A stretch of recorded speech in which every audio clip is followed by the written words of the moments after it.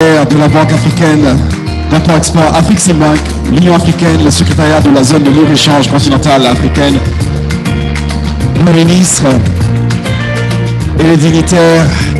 Et pendant qu'ils viennent saluer notre première rangée, on va renforcer les applaudissements ce matin, mesdames et messieurs, pour cette belle rencontre qui s'annonce plus que chaleureuse.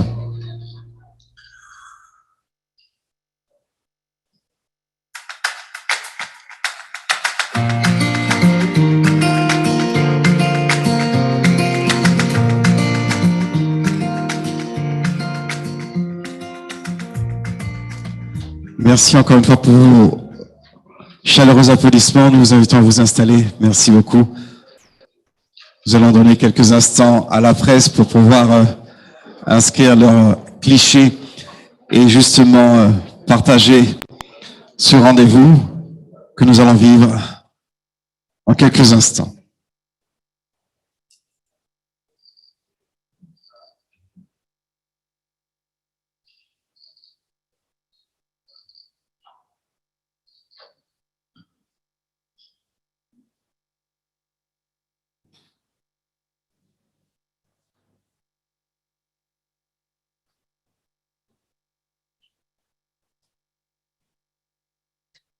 Merci, messieurs, mesdames de la presse, merci infiniment.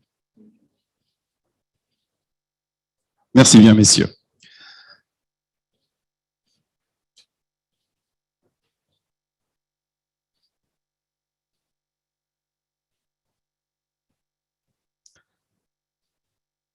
Excellence, Monsieur le Premier ministre, chef du gouvernement, représentant son Excellence, Monsieur Alassane Ouattara, président de la République de Côte d'Ivoire, Chairperson of the IATF2023 Advisory Council and a former President of the Federal Republic of Nigeria.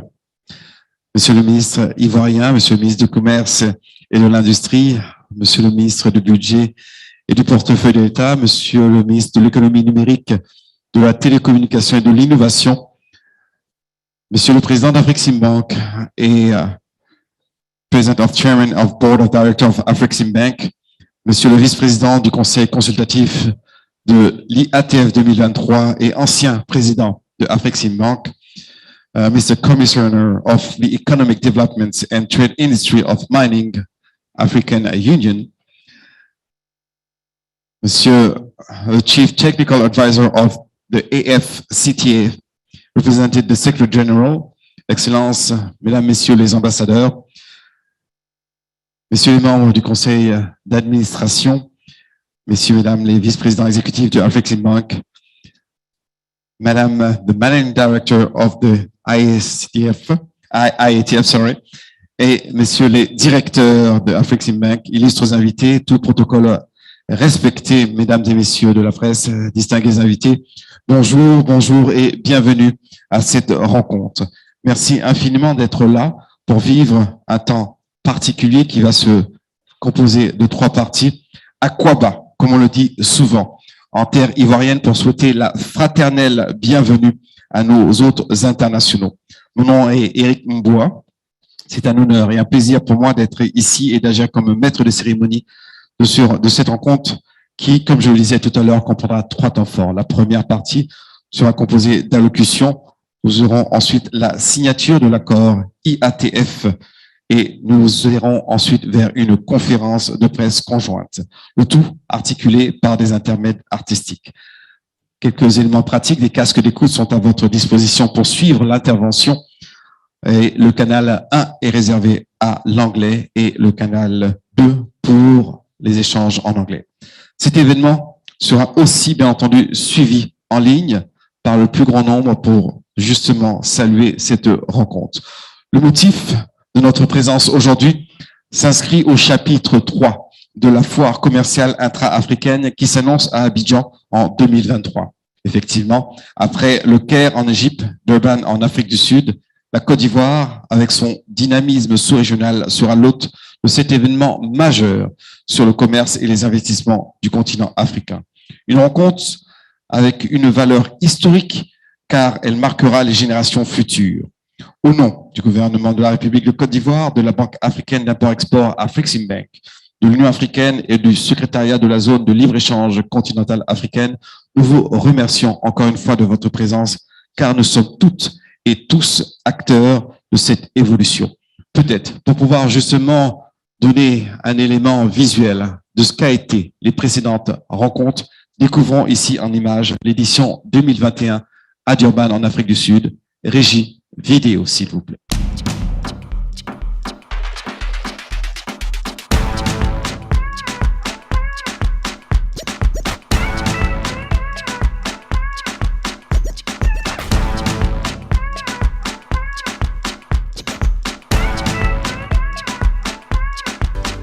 There remain many obstacles to be lifted to reverse the fact that 85% of goods traded in Africa come from outside Africa. We can no longer have a situation where the resources of Africa add value in other economies, while so many of our people live in poverty and conditions. This year's trade fair is focusing on new African continental free trade agreements. We look forward to the opportunities that will arise from a single market. The African Continental Free Trade Area, we can double our African trade by 2030.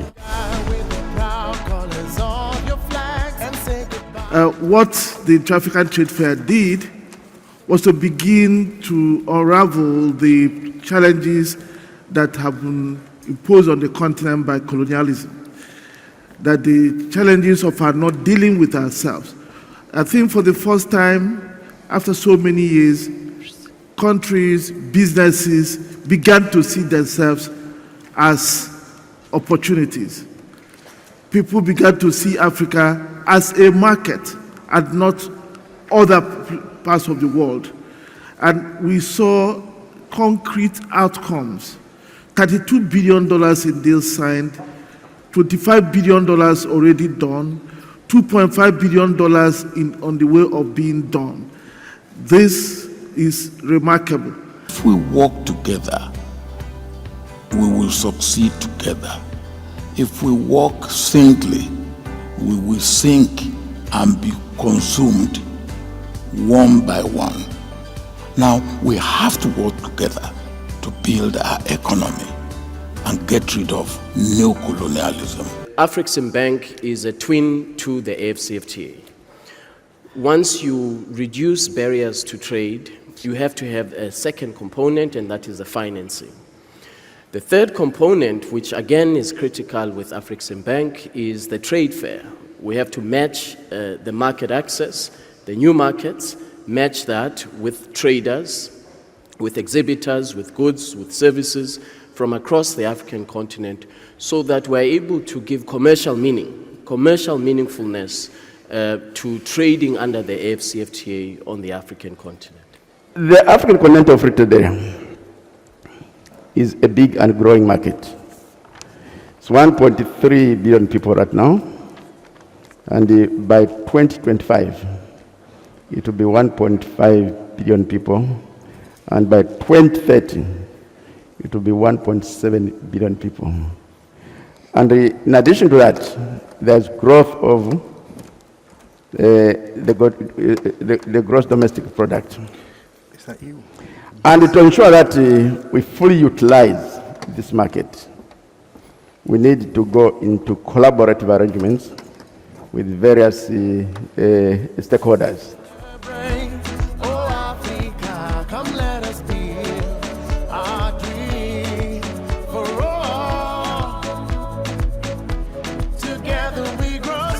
This is motherland,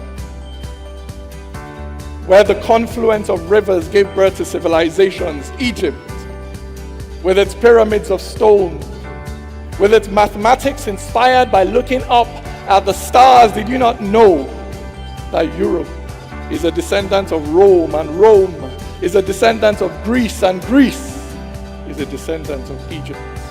This is motherland.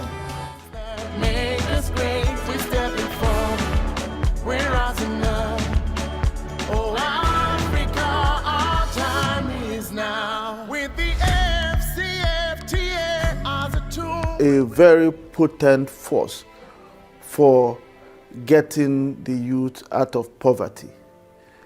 It is an instrument for realizing the full potential of the African continent. From art and craft to music, dance, movies, literature, poetry, Africa has abundance of talent. We just need to tap it. So for us at Afreximbank, that are focused on promoting intra-regional trade, focused on growing Africa's trade and linkage with the rest of the world. We saw the creatives as an instrument that will enable us integrate the continent, expand employment for the youth, grow the GDP of African countries, bring innovation, begin to reintegrate our African diaspora back to the continent. United, paint out the sky with the proud colors of your flag and say goodbye to the darkness of the past. We're stepping forward, we're rising up.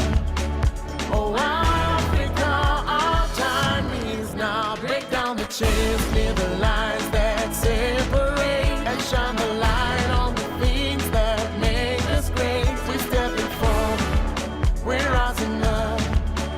Oh, Africa, our time is now. With the Fcft as a tool, we will build a greater Africa.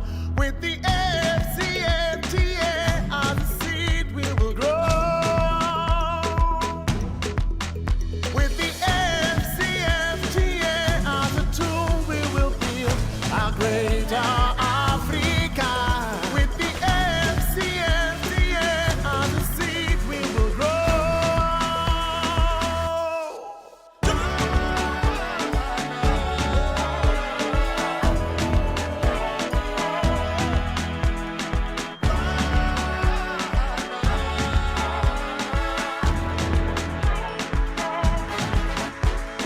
One for all for one. Let's celebrate. Oh, Africa, come let us build our dreams. It's also time to recognize the hard work and sacrifice of our indefatigable IATF team, led by Mrs. Kanayo Awani, Managing Director of our Inter-African Trade Initiative, and the team at the KwaZulu-Natal province, who have worked with us day and night to make this event a possibility. I congratulate us all for being able to do this, even in the midst of a pandemic. On that note, with that context, I'm actually very happy to report on IATF 2021, a report card. We had 4 country days: South Africa, Egypt, Cote d'Ivoire, and Nigeria. That was double what we had in 2018. In all, when you take into consideration delegates, exhibitors, visitors, buyers, speakers, there were participants in IATF 2021 activities from 128 countries.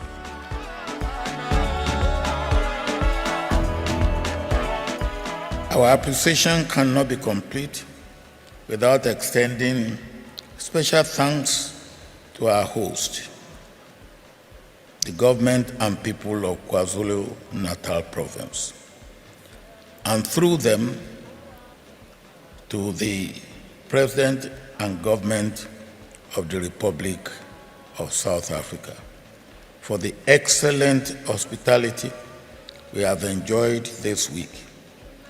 We thank you immensely for all that you have done. Let me thank each and every one of you who accepted our invitation to come and be part of the movement for an economically united Africa. We could not have achieved the things we have achieved without you. And I mean that with all sincerity. Let me, on behalf of the IATF 2021 Advisory Council, wish each and every one of you a safe journey back to your homes and meet you in Abidjan, Côte d'Ivoire in 2023.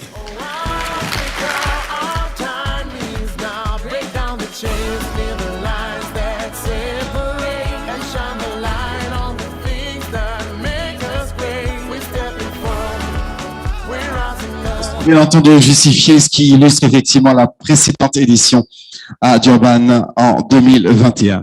Et justement, pour entrer dans le vif du sujet et recevoir ici les allocutions de ces grands promoteurs et grands architectes de ce projet IATF, merci de recevoir ici le président d'Afrexim Bank et du conseil d'administration de la banque, professeur Bénédicte Orama, sous vos chaleureux applaudissements. Professeur Orama.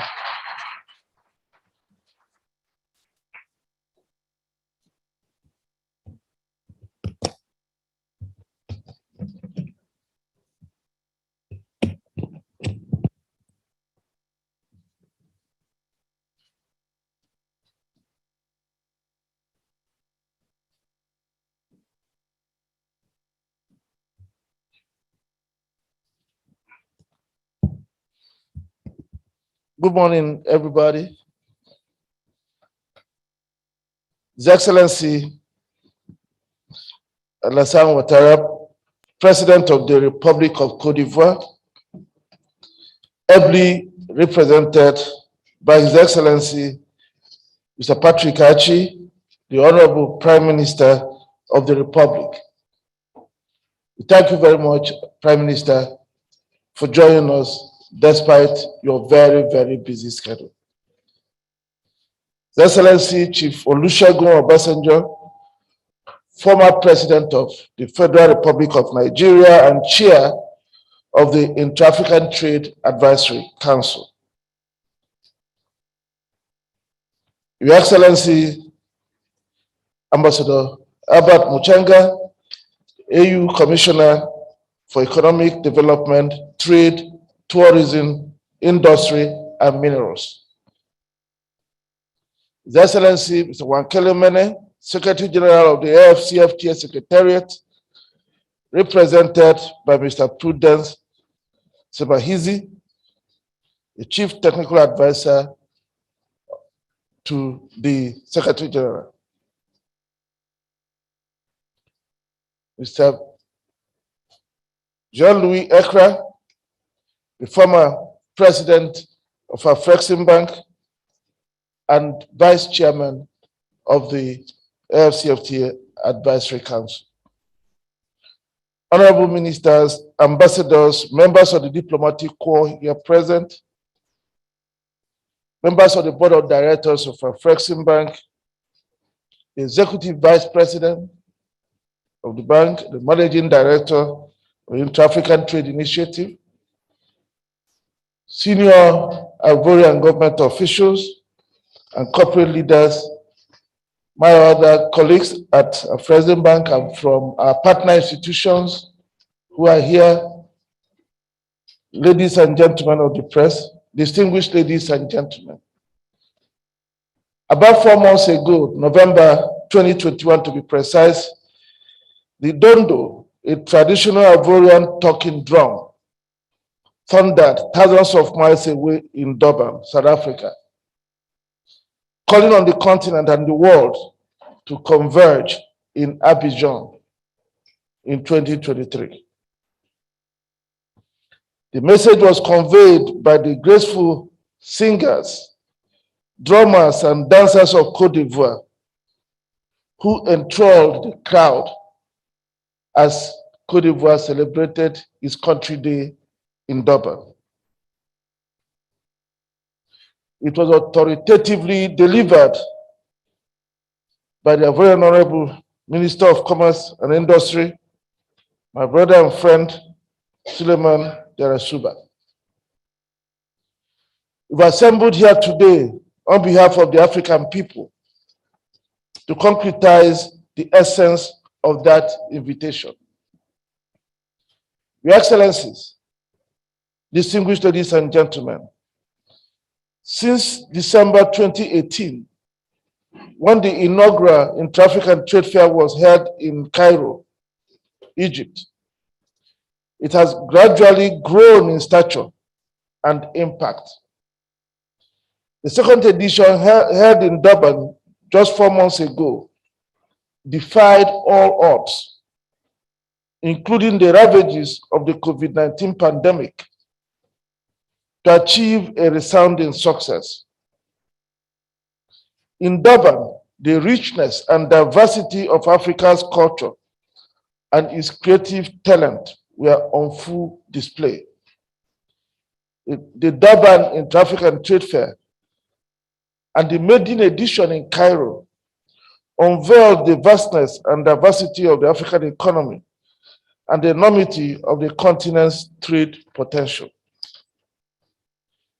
The two fairs also demonstrated to us why knowledge is power, why universal access to trade information is the hammer we need to break down the 110 borders that divide us as a people. These fairs have proven to us that we can, if we dare.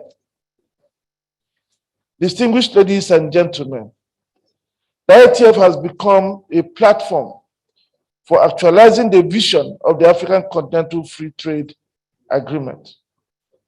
It is opening up new trade routes, rapidly expanding knowledge of the continent's trading environment, and exposing our cultural heritage to our markets and faraway consumers. The combined $75 billion in deals sealed during the Durban and Cairo trade fairs are reminders of the abundant inter-African trade and investment potentials. They represent the remarkable trade and investment arrangements that wouldn't have seen the light if not for the trade fair. For instance, the government of Malawi has expanded the market for its agricultural products to South Sudan and other African markets, thanks to the bilateral government-to-government trade deals signed during the 2021 trade fair. It was at the 2018 Inter-African Trade Fair that the $2.9 billion Refugee Dam Project was signed between the government of Tanzania and the Egyptian contractors, making it the largest ever inter-African EPC contract. And we are happy that that project is going on smoothly.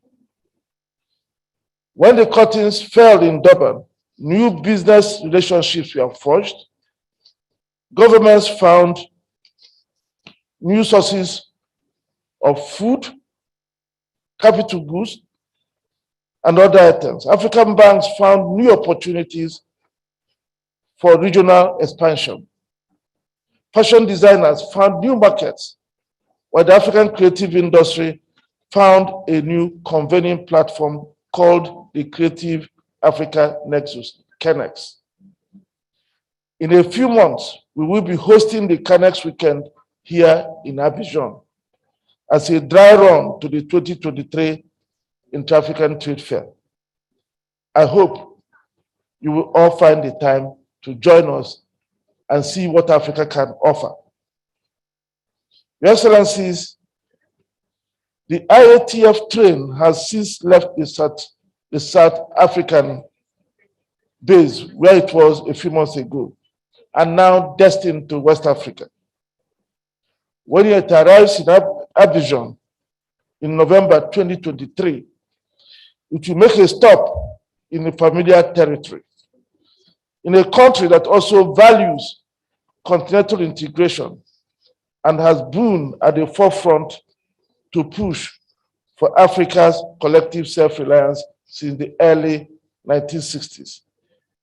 On behalf of the Board of Directors and Management of Afrexim Bank, I thank His Excellency President Alassane Ouattara His Excellency Prime Minister Patrick Achi, as well as the entire government and people of Cote d'Ivoire for accepting to host the 3rd edition of the trade fair.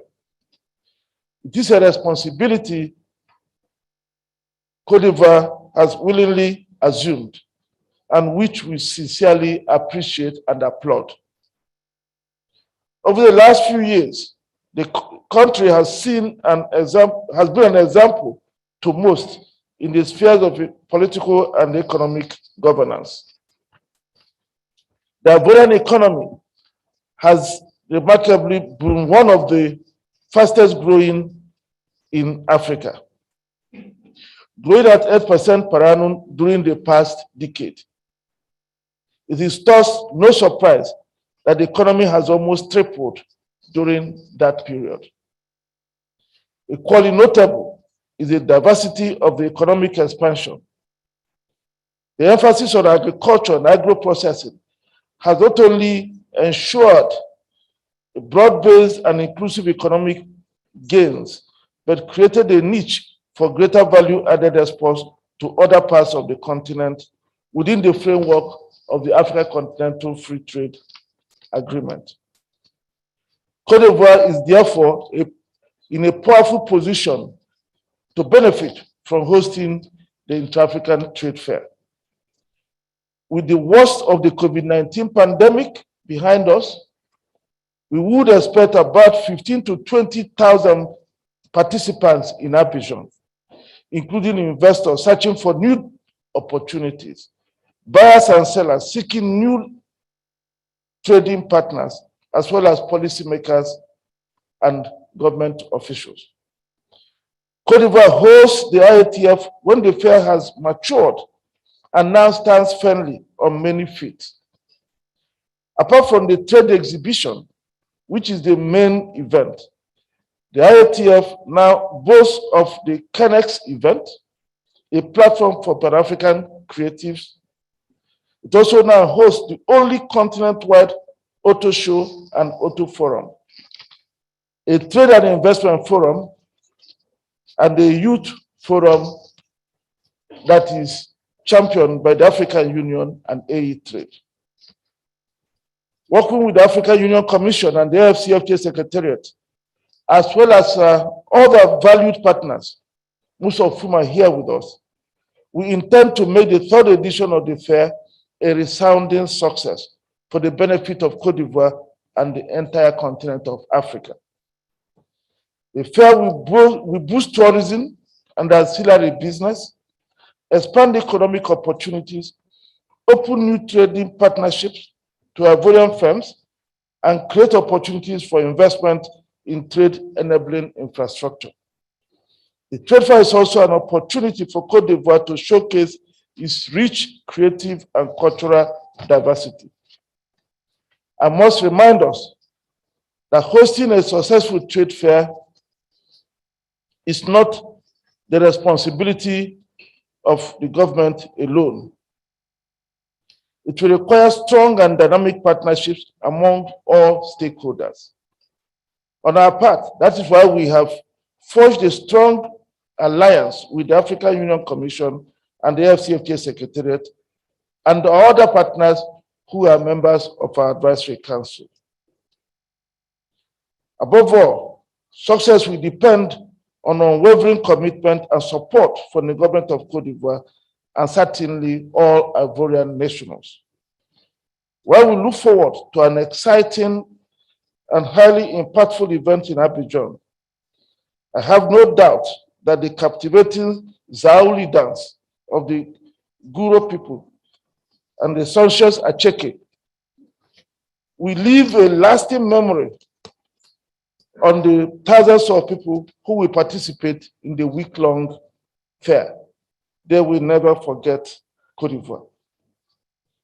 Permit me now to close by thanking His Excellency President Olusegun Obasanjo, Chair of the IATF Advisory Council, his deputy and son of Cote d'Ivoire, Mr. Jean-Louis Ekra, and all the members of the IATF Advisory Council for making the event of today possible.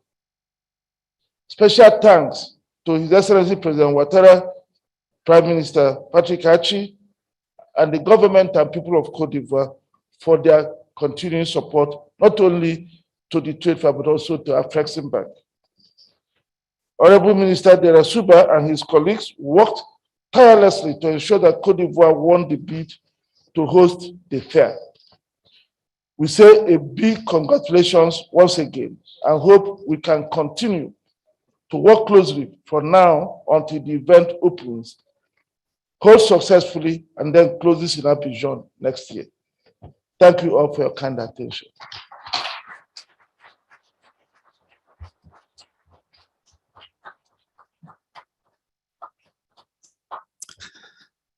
Thank you. Can we have a round of applause? Est-ce qu'on peut encore applaudir le professeur Orama? Merci infiniment, président d'Afreximbank et du conseil d'administration de la banque. Renforcer les relations entre les hommes et les femmes du continent et leur permettre de mieux commercer, créer le cadre parfait pour plus d'interactions commerciales à travers les produits et services, consolider les règles de l'offre et de la demande est une réalité imminente de cet énorme marché qu'est la zone de libre-échange continentale pour augmenter la productivité et créer davantage d'emplois. Et à ce titre, permettez-moi de recevoir ici le représentant du secrétaire général de la ZLECAf, la zone de libre-échange continentale africaine, Monsieur Prudence Sevaï, sous vos applaudissements, bien nourris. Merci de le recevoir. Conseiller technique principal à la ZLECAf. Monsieur Sevaï.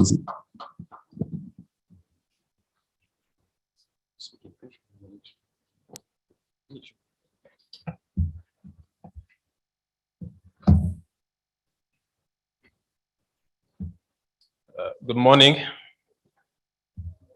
His Excellency President Alassane Ouattara, President of the Republic of Cote d'Ivoire, represented here by Right Honorable Patrick Achi, Prime Minister of Cote d'Ivoire.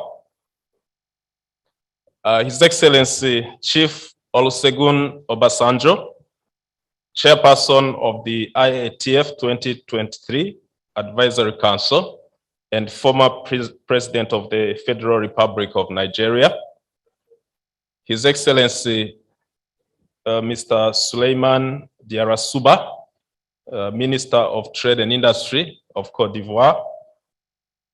His Excellency Ambassador Albert Muchanga, Commissioner for Economic Development, Trade, Industry and Mining, African Union Commission. Professor Benedict Oke-Orama, President of the Board, President and Chairman of the Board of Directors of Afreximbank. Mr. Jean-Louis Ekra, former President of Afreximbank and Deputy Chairperson of IATF 2023 Advisory Council. Excellencies, government officials, members of diplomatic corps here present, private sector representatives here present, ladies and gentlemen, all protocols observed. I stand here before you on behalf of His Excellency Wamukele Mene, the Secretary General of African Continental Free Trade Area, who requests me to represent him and deliver his goodwill message to you at this very important milestone of the signing of the IATF 2023 hosting agreement. Of course, he deeply regrets that he was not able to be here with you due to prior commitments. He's very much encouraged by the support that you continue to provide to him in his endeavor to ensure successful implementation of the Fcft. He requests me to express his gratitude and congratulations to His Excellency President Alassane Ouattara for his unwavering and dedicated leadership in supporting the Fcft by accepting to host the third edition of Intra-African Trade Fair IATF 2023. Your Excellencies, You will recall that at the 35th Ordinary Session of the African Union Assembly of Heads of State and Government that took place in February 2022 in Addis Ababa, Ethiopia, His Excellency Mahamadou Issoufou, who is the champion of the AFCFTA and former president of Niger, presented a comprehensive report on the progress in the implementation of the AFCFTA to the heads of state. And in his report, the champion informed the heads of state that the second IATF, the IATF 2022, 2021, was hosted by the Republic of South Africa in Durban from 15 to 21st November 2021 under the theme Bridging Bridges for a Successful AFCFTA. He further informed the heads of state that during the second IATF, about 42.1 billion worth, $0.1 billion US worth of trade and investment deals were signed, and that the fair attracted 1,161 exhibitors, which was far beyond the target. He also informed the heads of state that the third edition of IATF will be hosted by the Republic of Cote d'Ivoire in November 2023. He recommended to the heads of state that in preparation for the IATF 2023, the entire continent should be mobilized to ensure that commercially meaningful trade happens in the FCFTA market. In this regard, the Assembly commended the Republic of South Africa for hosting the second Intra-African Trade Fair and welcomed the offer of the Republic of Cote d'Ivoire to host IATF 2023. Your Excellencies, the Secretary General is fully convinced that AFCFTA is a critical response to Africa's developmental challenges. It has the potential to enable Africa to significantly boost intra-African trade, improve economies of scale, and to establish an integrated market. It has the potential to be a catalyst for industrial development, placing Africa on a path to exporting value-added products, improving Africa's competitiveness, both in its own market and globally. It also sends a strong signal to the international investors that Africa is open for business based on a single rule book for trade and investment. Through the AFCFTA, Africa has a once-in-a-generation opportunity to foster a wider and more integrated to fundamentally effect structural reforms of our economies, to deepen and fast-track our industrial development objectives by creating commercially meaningful regional value chains, to enhance our economies of scale, to improve domestic competitiveness, and to make a positive contribution to Africa's prosperity for attracting investment. Cote d'Ivoire plays an important role in this regard, as it's one of the African countries that account for about 70% of global cocoa supply. However, Africa's cocoa production in all African countries only capture just 3% of global chocolate industry revenue. As you are aware, the Inter-Africa Coffee Organization, a regional organization representing about 25 coffee producing countries, is also hosted in this beautiful city of Abidjan, and Cote d'Ivoire is one of its founding members. The FCFTA must succeed in extricating Africa out of the current colonialist economic model, particularly in respect of trade. This means that the FCFTA must place Africa on a heightened industrial development trajectory, thereby contributing to Africa's structural economic transformation. In the manner in which we implement the FCFTA, Africa must, in the long term, be less reliant on the export of primary commodities to traditional markets and must devise strategies to accelerate Africa's industrialization on a massive scale in order to advance on regional and global value chains, thereby creating jobs in the export industry. The signing of this hosting agreement is a significant step under which the government commits to host and support the work of IATF.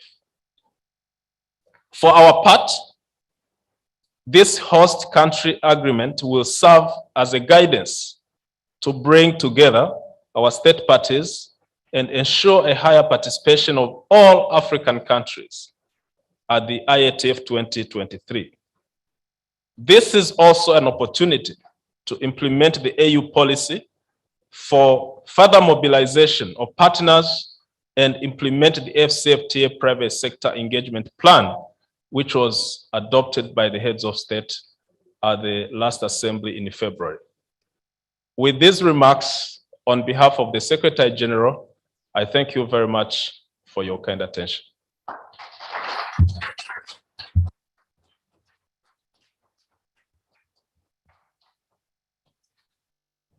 Thank you, Mr. President Shivaizi. Thank you so much for your remarks.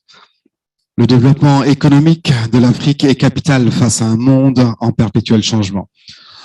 La nation dans la représentation des citoyens est un fondement qui garantit l'équilibre des relations interétatiques pour plus de prospérité, afin justement de rendre cette Afrique plus intégrée, plus dynamique sur la scène internationale.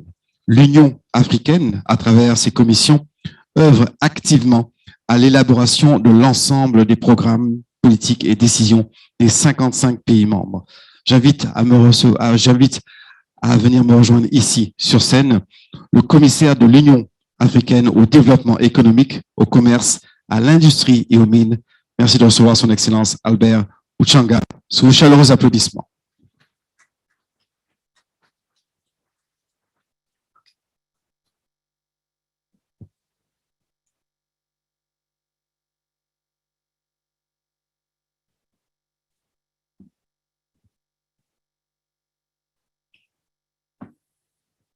Thank you very much, the Director.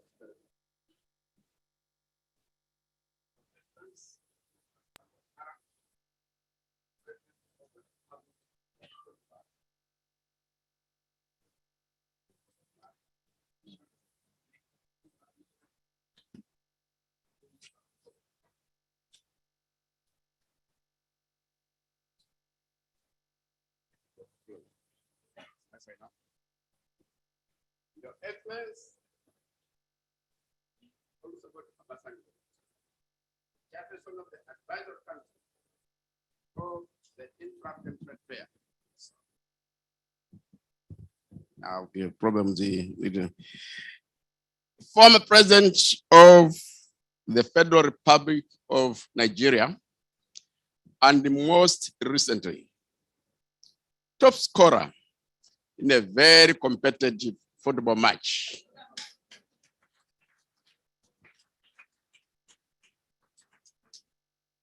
Your Excellency, Mr. Jean-Louis Ekra, the Vice Chairperson of the Advisory Council of the Intra-African Trade Fair. Your Excellency, Professor Benedict Orama, President and Chairman of the Board of Directors of the African Export-Import Bank. Your Excellency, Mr. Wamkele Mene, the Secretary General of the African Continental Free Trade Area, represented by the Chief Technical Advisor, Mr. Sabahizi.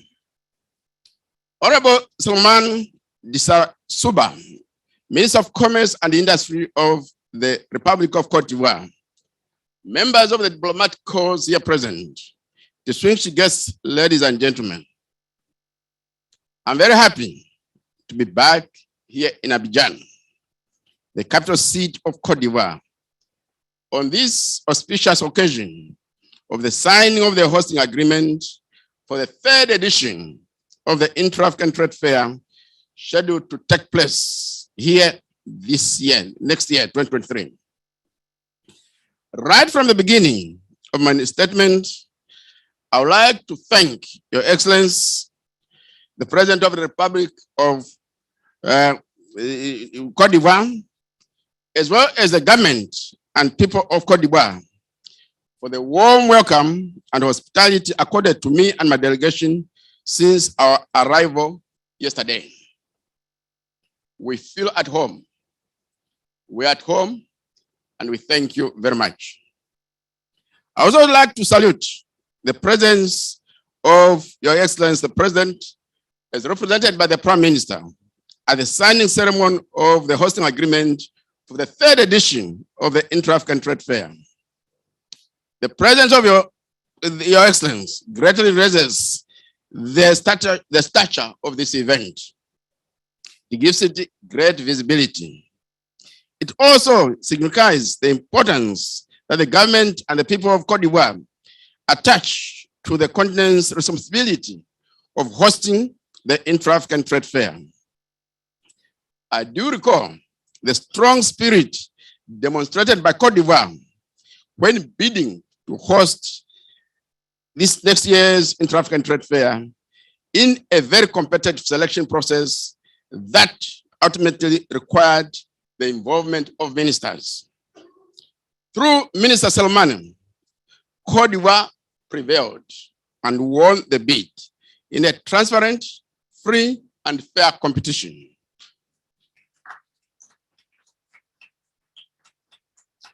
Thank you very much.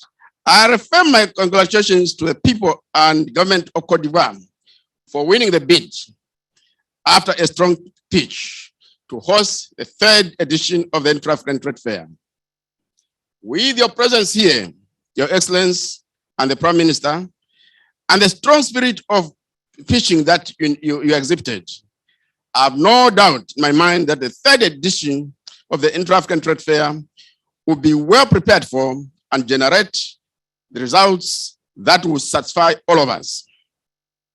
And we're assured of another success by Cote d'Ivoire.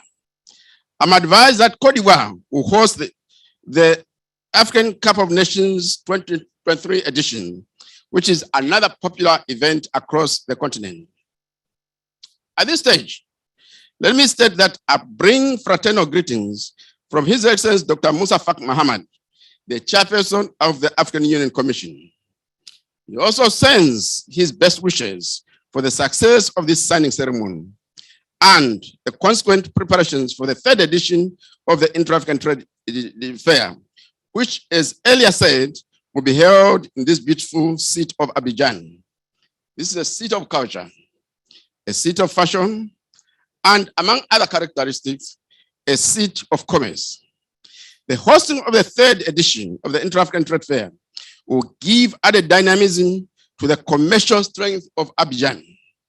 The fair will bring more than 15 to 20,000 visitors, buyers, sellers, as well as makers and implementers of commercial policies across Africa. The third edition of the Intra-African Trade Fair also comes against a background where there have been disruptions of global supply chains as a result of the COVID-19 pandemic and most recently, the war in Ukraine. Increasingly, the fate of Africa is to develop regional and continental value chains, and the Intra-African Trade Fair as a source of trade information and commercial opportunities plays a critical role in this strategic repositioning. After Cairo in 2018 and Durban 2021, the Intra-African Trade Fair is finally coming to West Africa. It's not a surprise that it will be held in a country that is not only the world's largest producer of cocoa, but also the largest economy in the West African Economic and Monetary Union. The place of Cote d'Ivoire in intra-African trade is also very much noticeable, in particular, with the key role it plays in transit trade for neighboring landlocked countries. This is a role which is expected to be promoted further through trade facilitation and in the process, enhance implementation of the agreement and protocols of the African Continental Free Trade Area. And as we develop the African Continental Free Trade Area, the message to each and every market player and government is that the African Continental Free Trade Area is the new domestic market for Africa. The national market is giving place to the African Continental Free Trade Area. In Cairo 2018, we unveiled a brand called the Intra-African Trade Fair. In Durban last year, we consolidated that brand.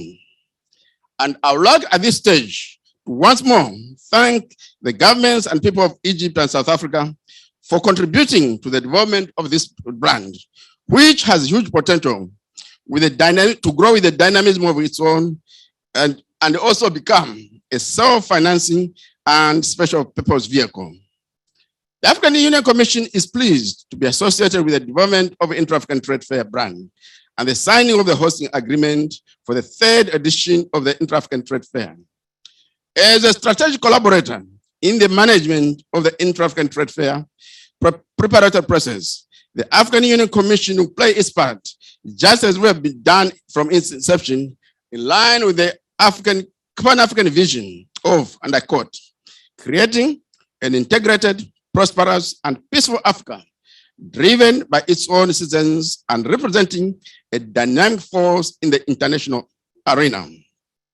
We will, in this respect, continue to play our roles of galvanizing and mobilizing African Union member states and other countries of the world, as well as the African and global private sector, not only to participate in the 3rd edition of the Intra-African Trade Fair, but also to use it as a source of mutually assured prosperity by building bridges of trade and investment. Indeed, the Intra-African Trade Fair is a platform to bridge the trade, investment, and business information gaps among the market players across Africa. It brings together businesses from within and outside the continent in a 7-day event of exhibitors, networking, information sharing, as well as transacting. The African Union Commission will contribute through program activities as well. Let me briefly outline some of them. The first one is mapping of regional and continental value chains across Africa.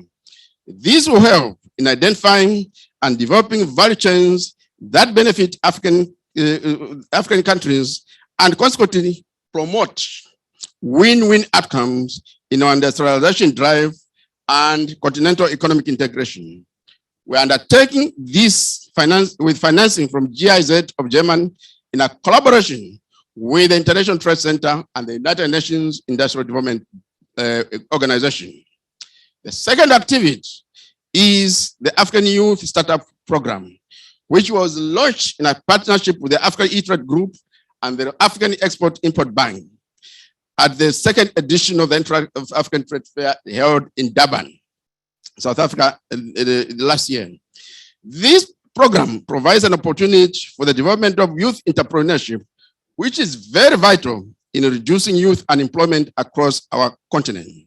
The third one is where we are collaborating with the African Development Bank and AWODA NEPAD through a study to come up with key actions to drive inclusive growth and sustainable development in Africa.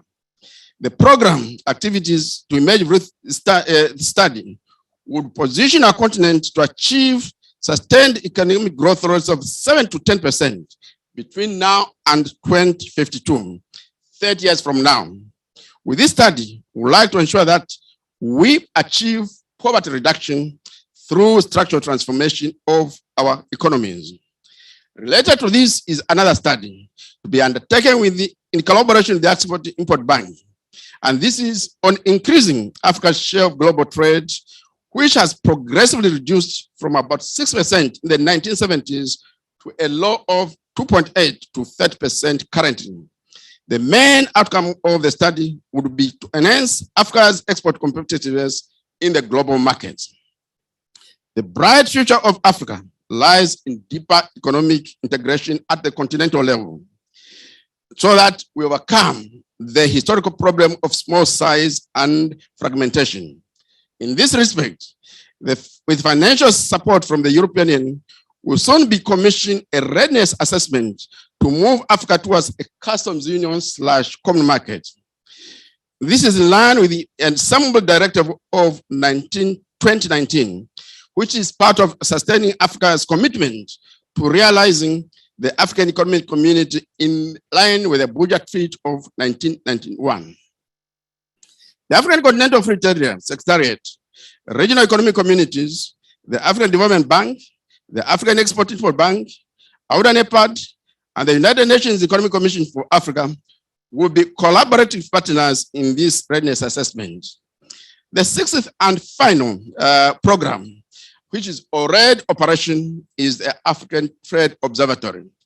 This provides real-time information such as export and import opportunities across Africa, as well as general trade statistics.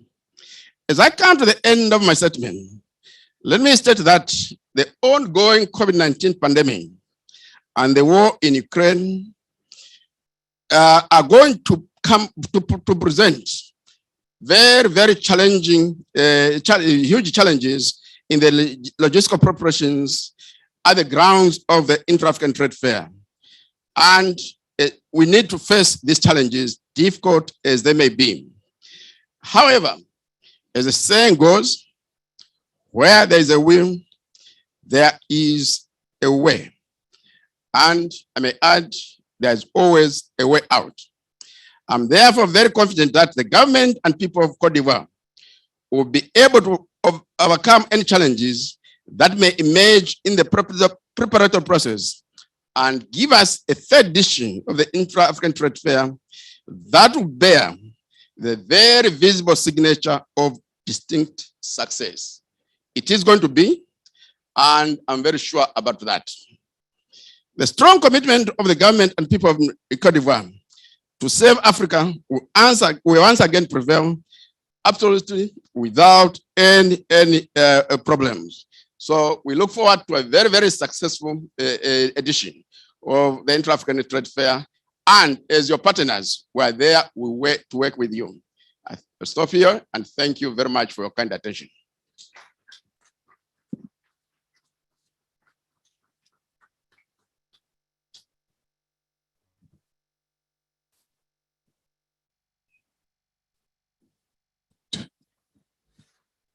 Thank you, Mr. Commissioner of the Economic Development, Trade Industry and Mining of African Union. Also, thank you for your perfect management and sorry for the microphone. Now I'm wow, another issue. Sorry about that. I just would like to say I have my backup if something happens. So thank you again. And can we have a round of applause again for the Commissioner? Thank you. Can we use the word to explain and also to illustrate our idea?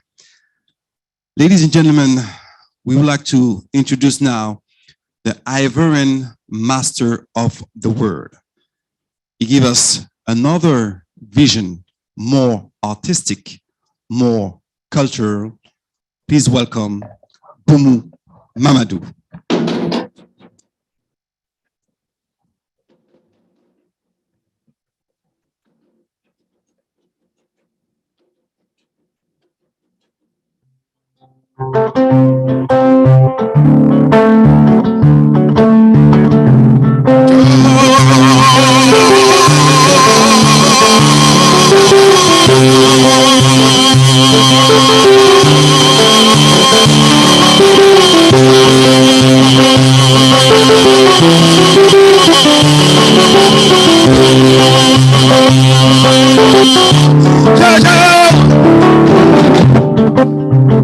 C'est par ce cri de cœur que mon cœur porte au cœur de chaque cœur d'être, que mon verbe vous salue. C'est le maître de la parole qui vous salue ici, c'est le maître de la parole qui vous salue ainsi. Oh, c'est ici que l'Afrique appelle l'Afrique. Excellence, l'Afrique répond à l'Afrique. L'Afrique rapplique. L'Afrique se présente à l'Afrique parce que l'Afrique est présente en Afrique. Oui, et le monde a couvert l'Afrique. Qui a donc dit que l'Afrique est mal partie? Oh, hey, hey, mal parti. Où? Partir d'où? Rien ne sert de courir, il suffit seulement de partir. Attends au porteur, partir à point. Ma grand-mère m'a dit, Excellence, enfant de l'homme, cesse de courir après ton destin te court après. Ainsi, en 2023, sur notre terre, la seule qui porte en son sein 20 ou 30% de sa population étrangère, il n'y a pas de hasard, véritable demeure de l'intégration, tous ces compartiments réussis. Dites à vos autres, quand ils écoutent l'hymne de cette terre, ils entendent, cela commence par salut, ô terre d'espérance, qui finit par la patrie de la vraie fraternité. C'est cette terre de la vraie fraternité qui leur dira et qui leur dit encore à quoi bas par ma bouche. Hey! IATF 2023, Excellence, vous avez le chic, j'allais dire, pardonnez-moi, de mettre les gens qu'il faut à la place qu'il faut. Un homme de conviction qui a su convaincre le comité d'organisation de placer ça chez nous ici. Si vous voyez quelque part la conviction, faites homme, saluez monsieur le ministre et son nom. Hey! Oui, 2023 sera la matérialisation de l'opérationnalisation de la SLECAF sur cette terre. Comment ne pas saluer cette banque, n'est-ce pas? Oui, monsieur Bénédicte, vous donnez de l'espoir à la vie, vous donnez de la vie à l'espoir de l'Afrique. Vous marchez dans la main avec cette grande dame qui n'a de cesse de penser à l'intégration socio-économique et politique de notre continent. C'est l'Union africaine que je suis en train de saluer. Oui, avec votre banque.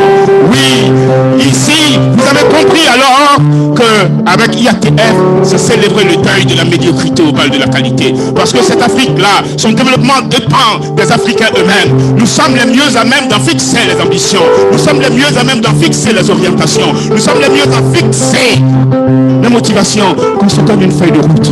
Respectons, prenons un engagement, respectons-le. Car ce qui est en jeu, qui n'est pas un jeu, c'est notre place dans le monde. Nous ne cherchons pas à être premiers, mais derniers. Ce qui est en jeu, qui n'est pas un jeu, c'est notre capacité à vivre libre, en paix, économiquement, socialement, culturellement, économiquement. Ce qui est en jeu, qui n'est pas un jeu, c'est notre capacité à vivre la plus grande aventure de notre temps, la mondialisation de l'humanisation ou la mondialisation de la globalisation. Alors moi, quand on m'a appelé pour IATF, je n'ai pas hésité. En l'espace d'un battement de paupières, en l'espace d'une diarrhée de poule qui a mangé du piment sous le fruit. Je m'en vais de ce pas dire à ceux qui ne savent pas que l'Afrique, sans l'Afrique, le monde ne serait pas le monde, pour leur dire, oh, it's true, it's true, it's true.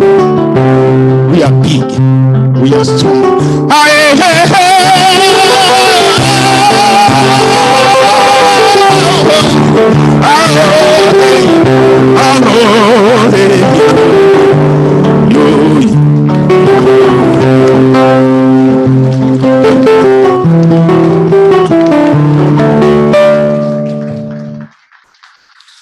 Bon, Mamadou, qu'on applaudit encore une fois pour ces mots pleins de sens, percutants. Ce qui est un jeu et qui n'est pas un jeu, effectivement, cette rencontre fondamentale. Merci infiniment justement de laisser ces places artistiques dans nos échanges. Le dynamisme de la Côte d'Ivoire favorise l'attraction de grands événements. Effectivement, Abidjan est courtisé pour être l'hôte de cette rencontre internationale continentale. C'est sans nul doute le fait d'actions menées par une stratégie gouvernementale coordonnée, en saluant ici son Excellence, Monsieur le Premier ministre, à travers vous, le Président de la République, mais le ministre du Commerce et de l'Industrie, dans ce contexte d'accueil de l'IATF 2023, est aux premières loges, justement pour faire de cette troisième édition, ce troisième rendez-vous commercial continental, une véritable réussite. Sans pression, Monsieur le ministre, merci d'accueillir ici Monsieur Souleymane Diarrassouba, ministre du Commerce et de l'Industrie de Côte d'Ivoire, sous vos chaleureux applaudissements.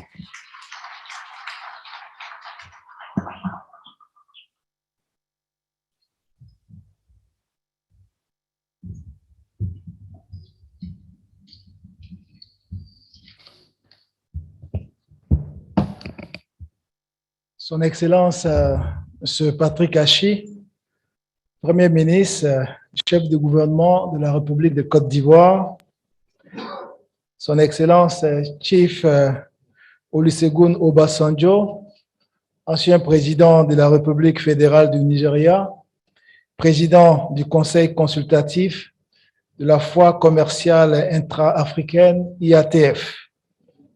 Mesdames et Messieurs les ministres, Son Excellence M. Albert Muchanga, commissaire de l'Union africaine au développement économique, au commerce, à l'industrie et aux mines, professeur Bénédicte Orama, président de la Fcft Bank, Excellences, Mesdames et Messieurs les ambassadeurs et les membres du corps diplomatique, Monsieur le représentant du secrétaire général de la zone de libre-échange continentale africaine, la ZLECAf, Mesdames et Messieurs les représentants d'institutions et des organisations nationales et internationales, Mesdames et Messieurs les membres du secteur privé ivoirien et africain, honorables invités, chers amis de la presse, Mesdames et Messieurs, c'est avec un réel plaisir que je prends la parole ce matin en cette journée consacrée à la signature de la Convention d'accueil de la foi commerciale intra-africaine IATF 2023. Je voudrais, avec l'autorisation de Monsieur le Premier ministre, souhaiter la traditionnelle Akwaba, c'est-à-dire la cordiale bienvenue à nos illustres hôtes. Je voudrais, avant tout propos, saluer avec respect Son Excellence M. Patrick Achi, Premier ministre, chef du gouvernement de Côte d'Ivoire, pour sa présence très distinguée à cette cérémonie. Excellence, Monsieur le Premier ministre, votre présence qui rehausse d'un éclat tout particulier cette cérémonie est le témoignage de votre grand intérêt, du grand intérêt que vous accordez à la promotion du commerce intra-africain qui favorise le développement socio-économique de nos pays. Vous venez juste de rentrer d'une mission fructueuse aux États-Unis et en France, et malgré votre calendrier que nous savons très chargé, vous avez accepté de présider personnellement cette importante cérémonie de signature de la Convention d'accueil de la foi commerciale intra-africaine IATF 2023 à Abidjan. Soyez-en remerciés, Monsieur le Premier ministre. Permettez-moi, Monsieur le Premier ministre, de témoigner ma gratitude à l'endroit de Son Excellence Chief Olusegun Obasanjo, ancien président de la République fédérale du Nigeria et président du Conseil consultatif de la foi commerciale intra-africaine, pour avoir effectué le déplacement à Abidjan pour cette cérémonie. Cela dénote de l'excellence des relations fraternelles avec le président de la République, Son Excellence Alassane Ouattara, et son soutien constant pour le renforcement de l'intégration africaine. Je voudrais également saluer les membres de son équipe, notamment M. Jean-Louis Ekra, vice-président du Conseil consultatif, Excellence M. Albert Muchanga et le professeur Bénédicte Orama, pour leur engagement constant en faveur de la transformation structurelle des États africains, notamment pour tout ce qui concerne la promotion des échanges commerciaux intra-africains.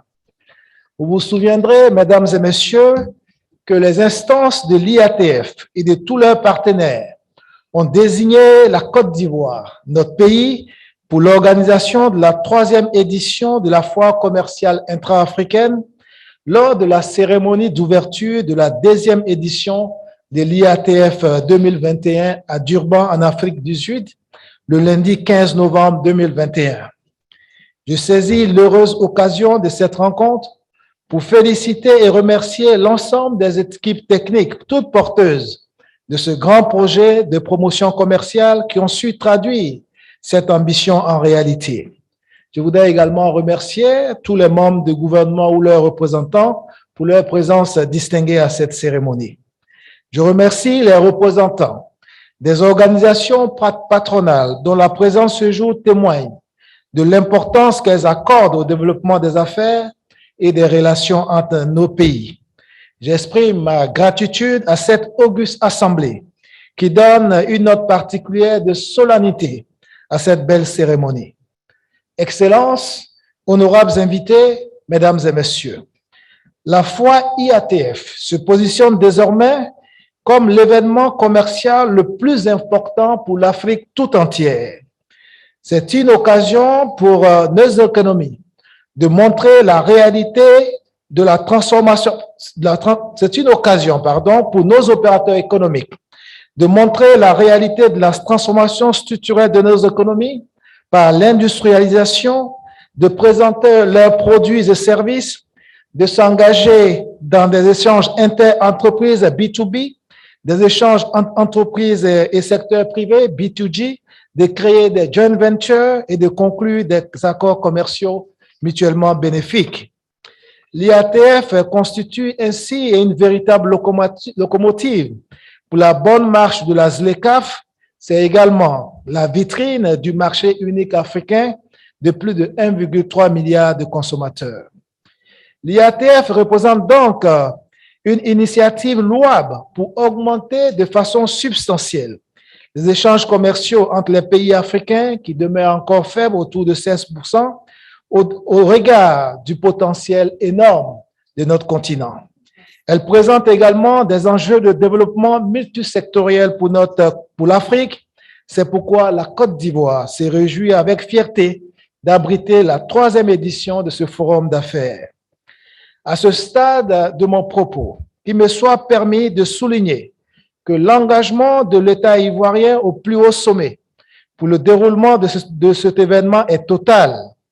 En effet, le Conseil des ministres du mercredi 12 janvier 2022 a accordé son agrément pour la tenue de la 3e édition de l'IATF au cours de la période du 21 au 27 novembre 2023 au Parc des expositions d'Abidjan et a instruit la mise en place d'un comité national d'organisation en collaboration avec le secteur privé en vue de garantir le succès de cet événement.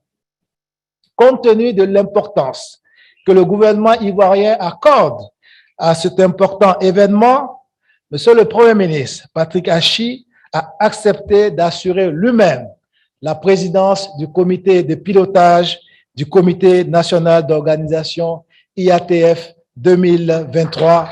Je pense qu'il mérite des applaudissements. Sous l'autorité donc de Monsieur le Premier ministre, je voudrais vous rassurer que la Côte d'Ivoire prendra toutes les dispositions nécessaires pour assurer un plein succès à cette manifestation qui s'inscrit parfaitement dans la vision du projet de société Côte d'Ivoire solidaire du président Alassane Ouattara, tel que décliné dans le Plan national de développement 2021-2025, qui accorde une place prépondérante au secteur privé avec une contribution de 75% des 90 milliards d'euros attendus.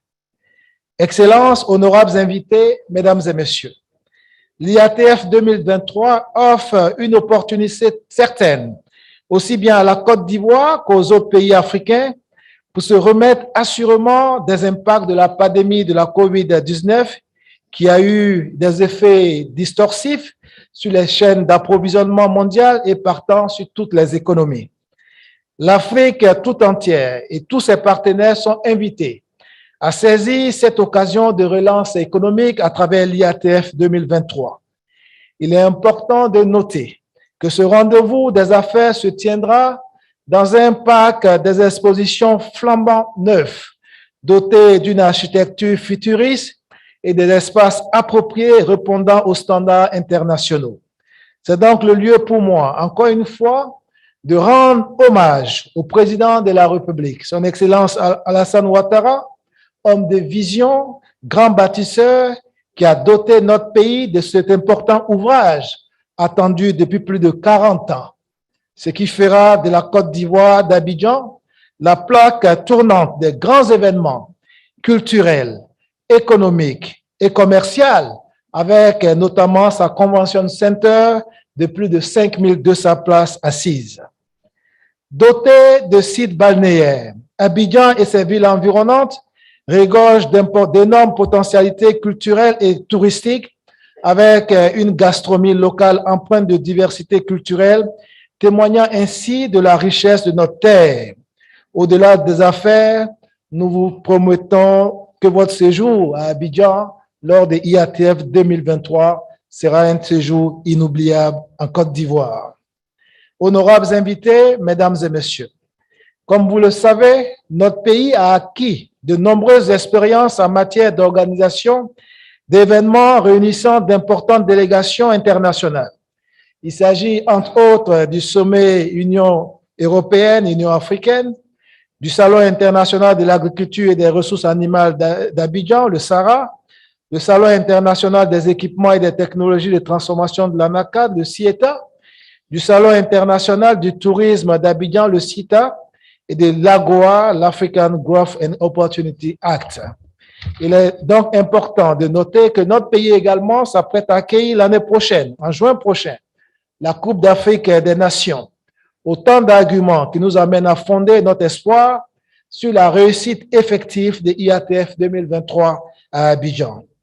Honorables invités, mesdames et messieurs, la Côte d'Ivoire, à travers la signature de la présente convention, voudrait donc marquer son engagement effectif à abriter ce prestigieux événement et en garantir le plein succès. Cette volonté traduit ainsi l'ambition du gouvernement ivoirien, sous le leadership du président Alassane Ouattara, de faire de notre pays un hub des affaires en Afrique subsaharienne. Avant de clore mon propos, permettez-moi encore une fois de renouveler toute ma gratitude à son Excellence Chief Olusegun Obasanjo pour son engagement et sa contribution pour la désignation de la Côte d'Ivoire pour l'organisation de la 3e édition de la foire commerciale intra-africaine. Rendez-vous pour IATF 2023 à Abidjan. Je vous remercie de votre attention.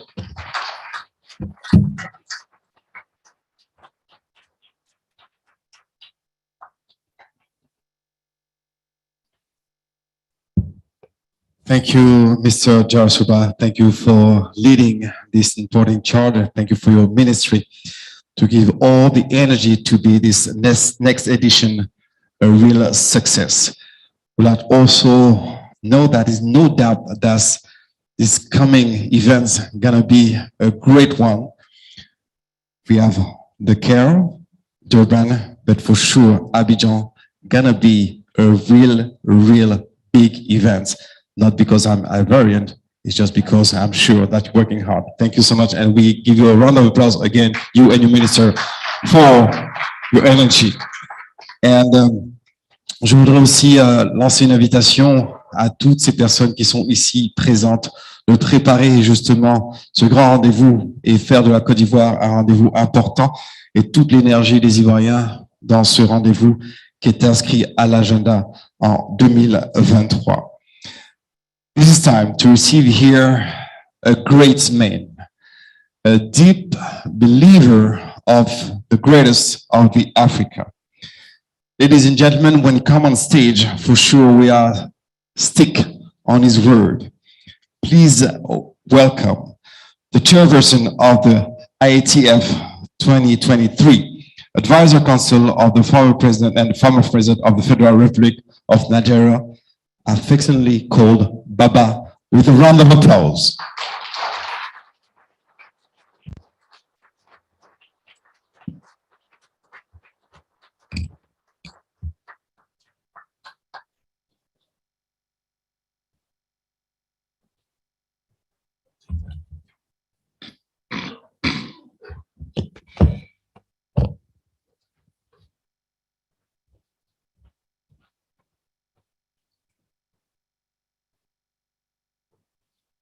Mr. Prime Minister, please permit me to start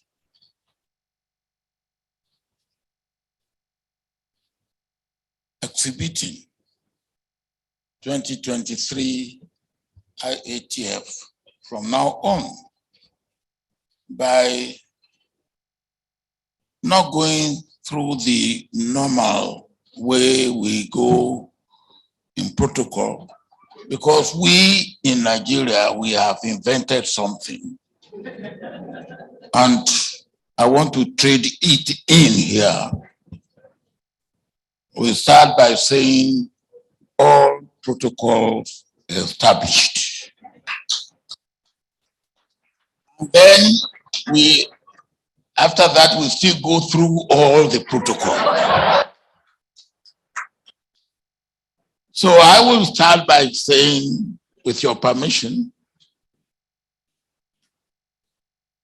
I go by the protocol established by the president of the Afrexim Bank, who started the speech making this morning.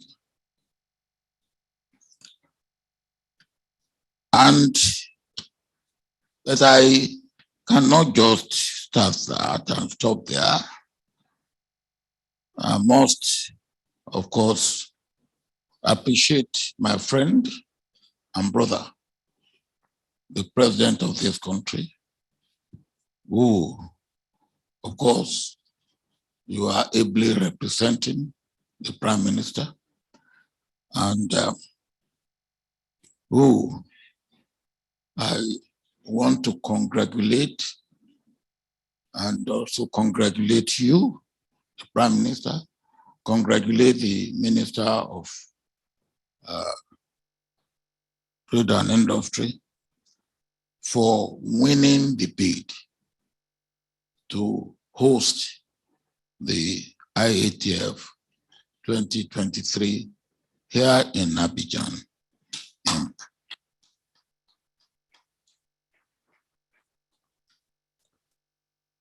Very good morning to all of you present here. And I am delighted to be here today. In fact, I came in this morning, early this morning from Abuja, especially for this occasion,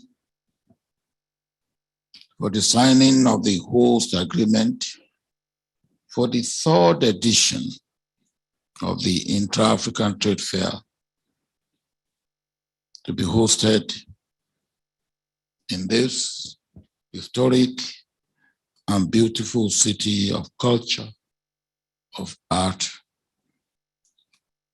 from 21st to 27th November 2023. Your Excellencies, distinguished ladies and gentlemen, I wish to express my utmost congratulations once again for the efforts that this country made, and I know how much effort you made to win the bid fairly and squarely to host the IATF 2023 in Abidjan. As you are aware, Africa's dream of continental integration in terms of trade, investment, and connected economies requires bold, decisive, and innovative leadership. And that is what you have in this country at this moment.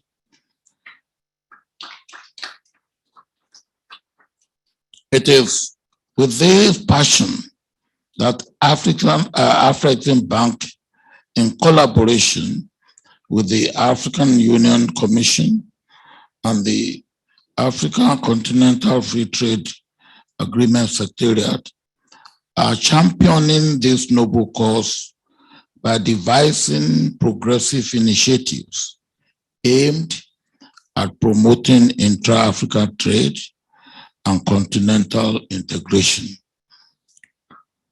One such initiative being implemented is the Intra-Africa Trade Fair, which is the largest and go-to trade and investment fair on the African continent.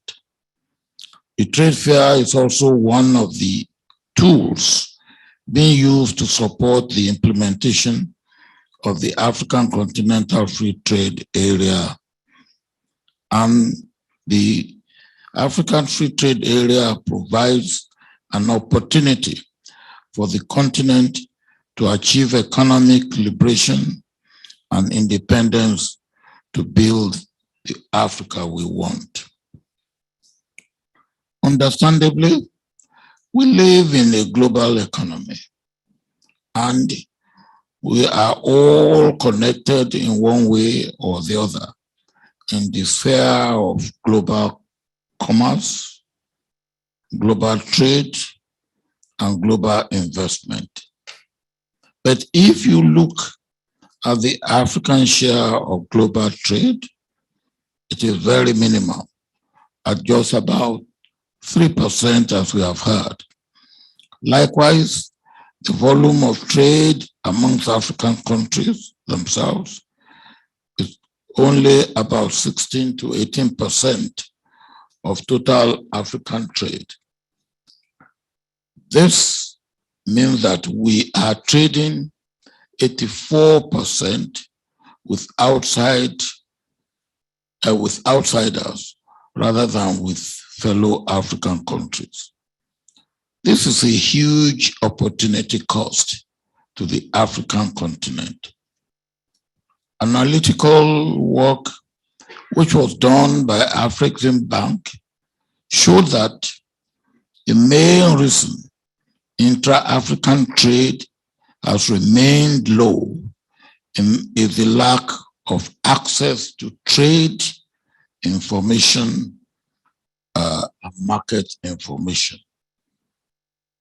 Let me give an example. Just this morning, when the Prime Minister and I were talking, the Prime Minister made me to understand that this country imports substantial amount of tilapia fish from outside Africa, and yet this can be supplied internally or from the rest of Africa.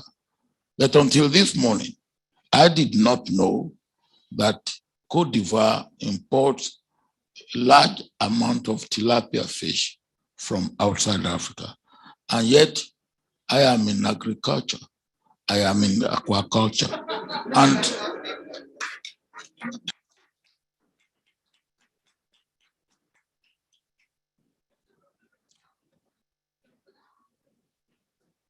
Your Excellency, the Prime Minister, thank you very much for that information. I will make use of it.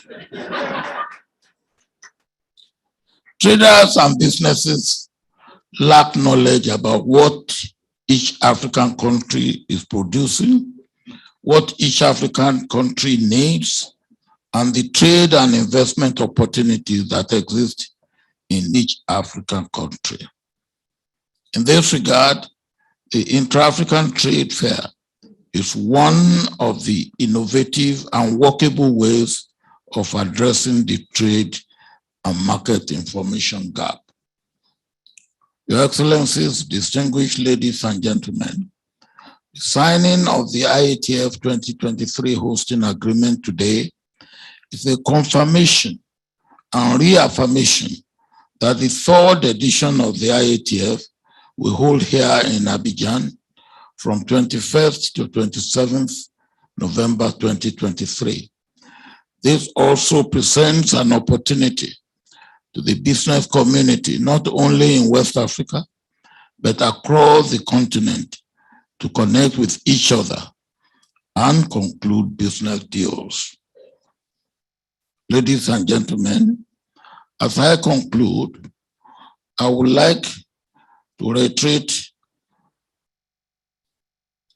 that the IATF 2023 Advisory Council is committed to delivering, together with our partners and the host country, a resounding third edition of Intra-Africa Trade Fair here in Abidjan, Côte d'Ivoire. As we look forward to the third edition of the trade fair, it is our hope that we will build on what was achieved in Cairo in 2018 and in Durban in 2021 towards attaining our developmental goals and as espoused in the African Union Agenda 2023, the Africa we want, and in attaining the goals of bringing Africans together to transact in a common marketplace. To this end, I invite Africa and the world to IATF 2023, holding here in November 2023, as we work towards building an integrated and prosperous Africa. Thank you for your attention.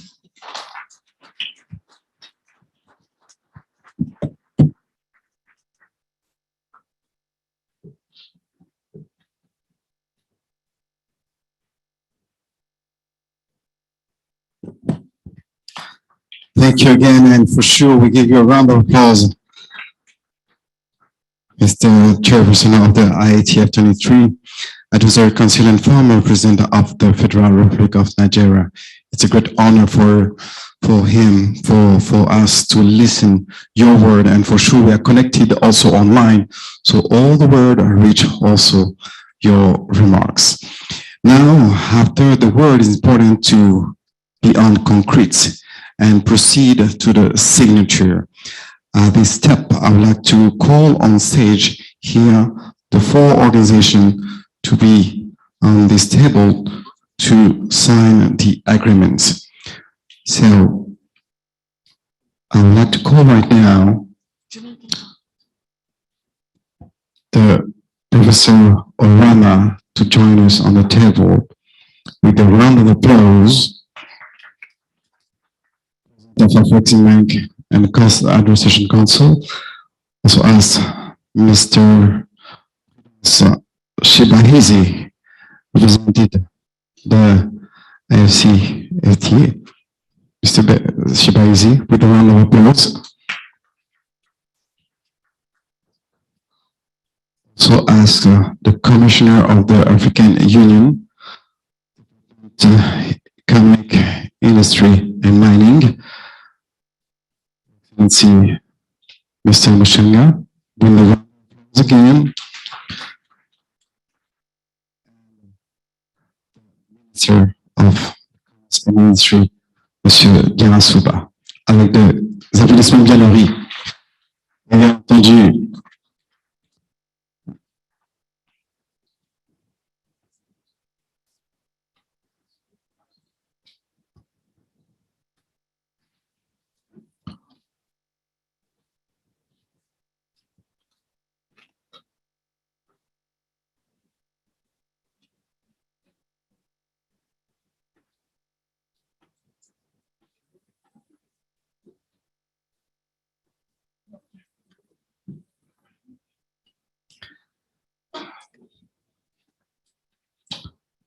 Pour vous permettre de mieux apprécier le déroulé, nous procédons maintenant à la signature donc, de l'entente indiquant et précisant la tenue de cet événement de la foire commerciale interafricaine en 2023 à Abidjan.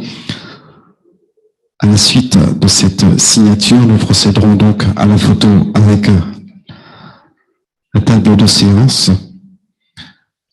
Nous aurons un geste à l'égard Son Excellence, Monsieur le Président de la République, qui recevra bien entendu à travers Son Excellence, Monsieur le Premier ministre, un cadeau. Et nous entendrons par la suite le discours liminaire de Son Excellence, Monsieur le Premier ministre, avant de se quitter avec la photo de famille. Merci encore une fois de votre présence, de votre attention.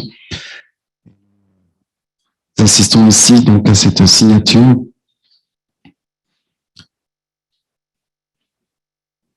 C'est Bénédicte Orama, président d'Afrexim Bank, conseil d'administration, également du conseiller technique principal, représentant du secrétaire général, M. Prudence Chebaïzi, également présent à cette table, le commissaire de l'Union africaine au commerce et aux mines, Son Excellence Albert Janga et le ministre du Commerce et de l'Industrie de Côte d'Ivoire, M. Souleymane Yarasouba.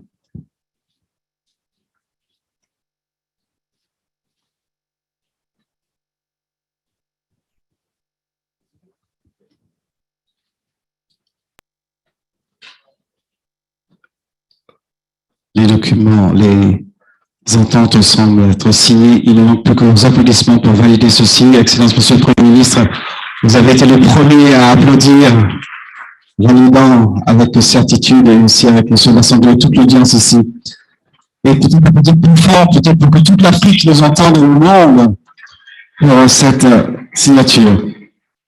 On va les inviter maintenant à descendre pour pouvoir immortaliser ce moment et avoir cette photo. If it's possible for you to come down to the stage to have the picture from the agreement.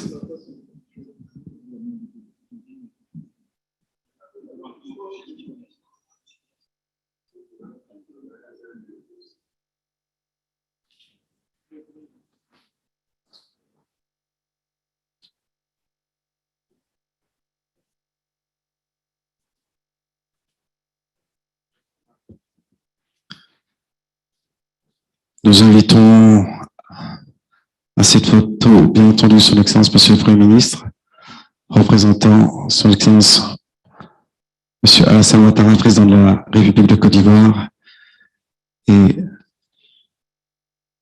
l'ancien président de la République du Nigeria, Monsieur Obasanjo.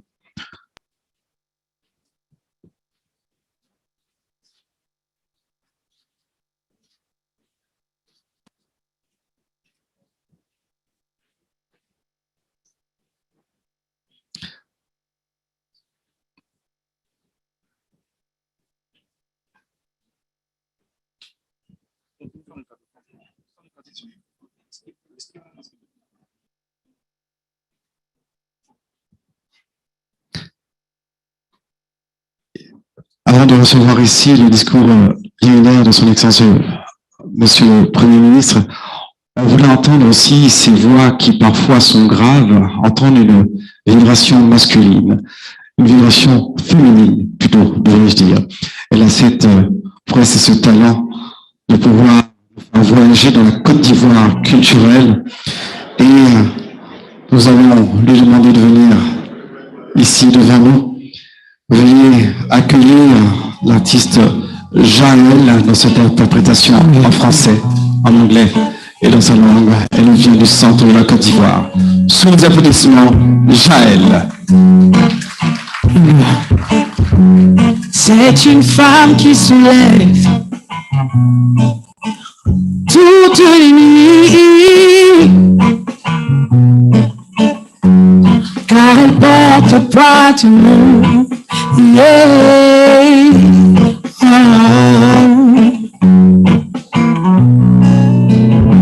Befleming Jae. My name is Jae. Befleming Jae. Jae.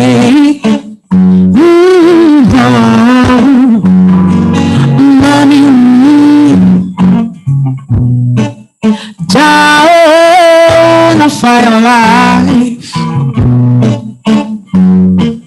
peine ou difficulté, un pas tu mettras et un pas. Noya qui nous tche, don't give up, tche.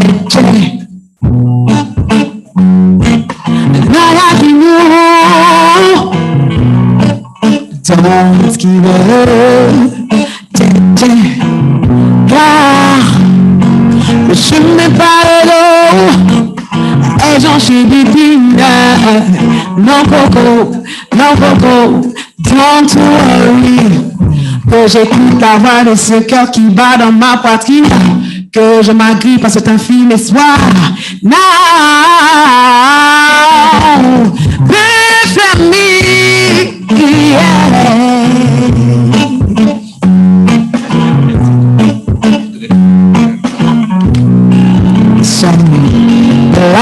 Oh, la fille babasou, the silk coming out of darkness, but I believe.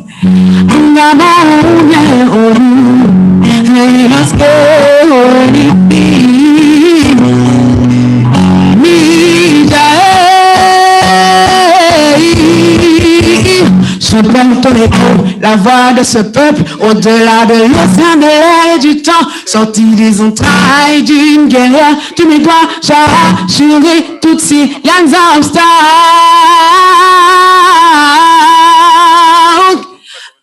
From me.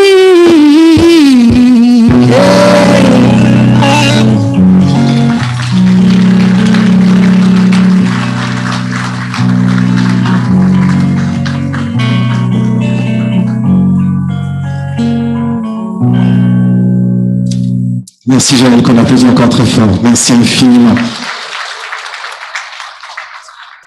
Excellence, Monsieur le Premier ministre, distingués invités, nous arrivons ici à un élément fondamental. Bien entendu, à travers le discours liminaire que nous allons recevoir, nous tenons à vous remercier devant l'agenda que vous avez devant vous, tenu à être présent alors que vous rentrez d'un voyage fondamental aux États-Unis pour encore une fois promouvoir et entendre la voix de la Côte d'Ivoire, mais bien entendu à travers vous, de toute l'Afrique. Et je demanderai ici à l'Assemblée de vous offrir justement les applaudissements à vous, bien entendu, à son Excellence, Monsieur le Premier ministre. Recevons maintenant le Premier ministre, son Excellence, Monsieur Patikachi, Premier ministre de la Côte d'Ivoire.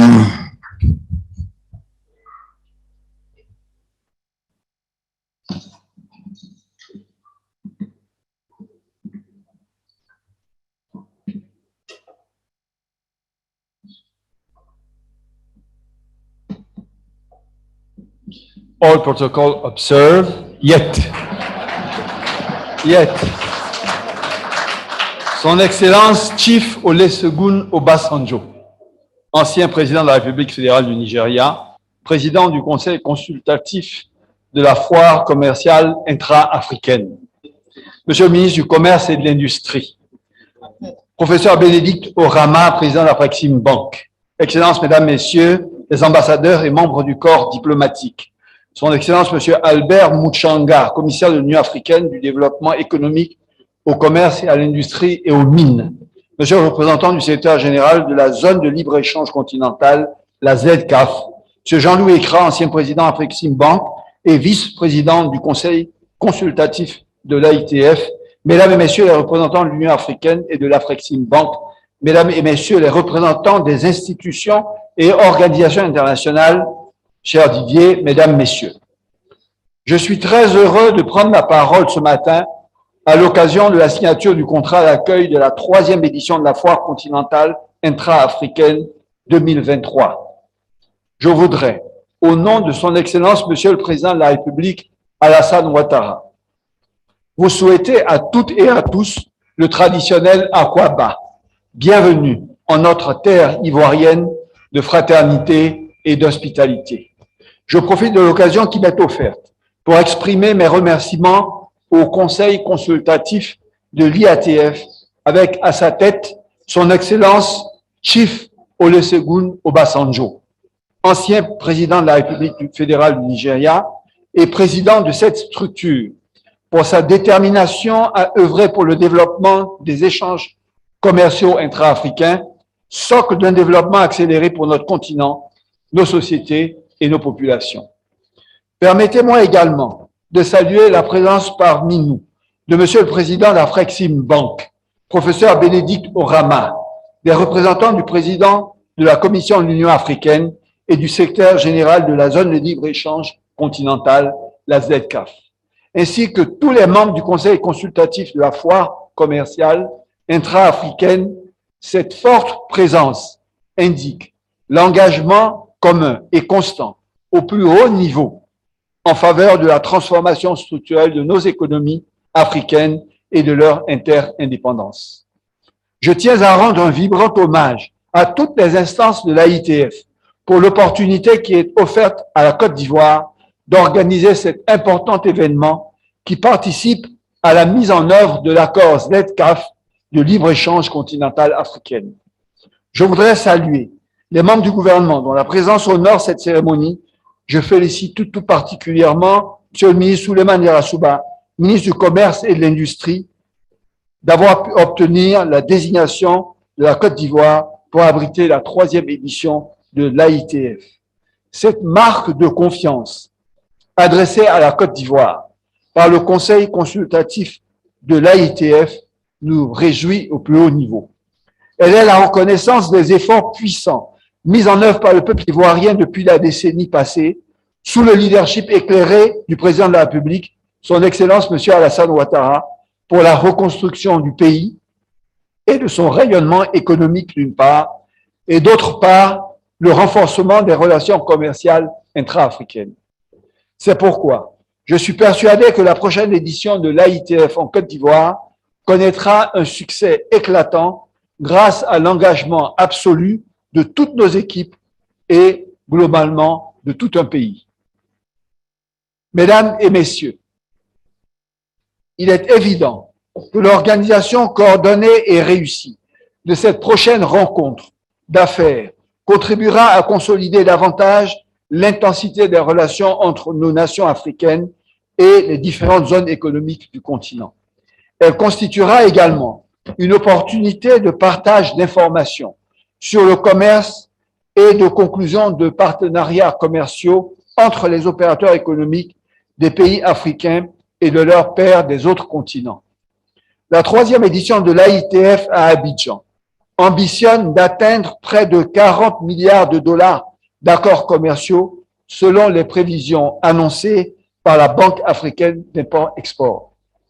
Afin d'atteindre cet objectif, dès l'annonce officielle du choix de notre pays pour accueillir la 3e édition de l'IATF, un travail collectif considérable a été entrepris et se poursuit entre le gouvernement ivoirien et les acteurs du secteur privé ivoirien et le Conseil consultatif de l'IATF. Ces travaux ont abouti au contrat d'accueil de l'événement, dont la cérémonie de signature nous réunit aujourd'hui et qui incarne très concrètement le lancement des préparatifs de l'organisation de l'IATF 2023.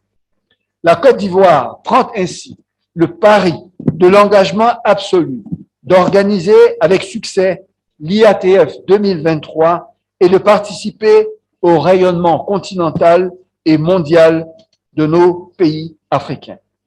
Honorables invités, mesdames et messieurs, si la Côte d'Ivoire attache une importance aussi grande à l'organisation de l'IATF, c'est qu'elle perçoit comme un outil stratégique de la ZLECAf devant contribuer à l'accélération de la transformation structurelle des économies africaines portée par l'accélération des échanges commerciaux de biens et de services. En effet, avec un taux de 24%, la Côte d'Ivoire a l'un des taux de commerce intra-africain les plus élevés, contre une moyenne générale de 17%. Cela traduit un niveau relativement élevé de l'engagement de la Côte d'Ivoire en matière d'intégration économique pour une Afrique plus forte et collective. Une Afrique plus souveraine et solidaire, une Afrique plus rayonnante à la conquête des grands marchés mondiaux.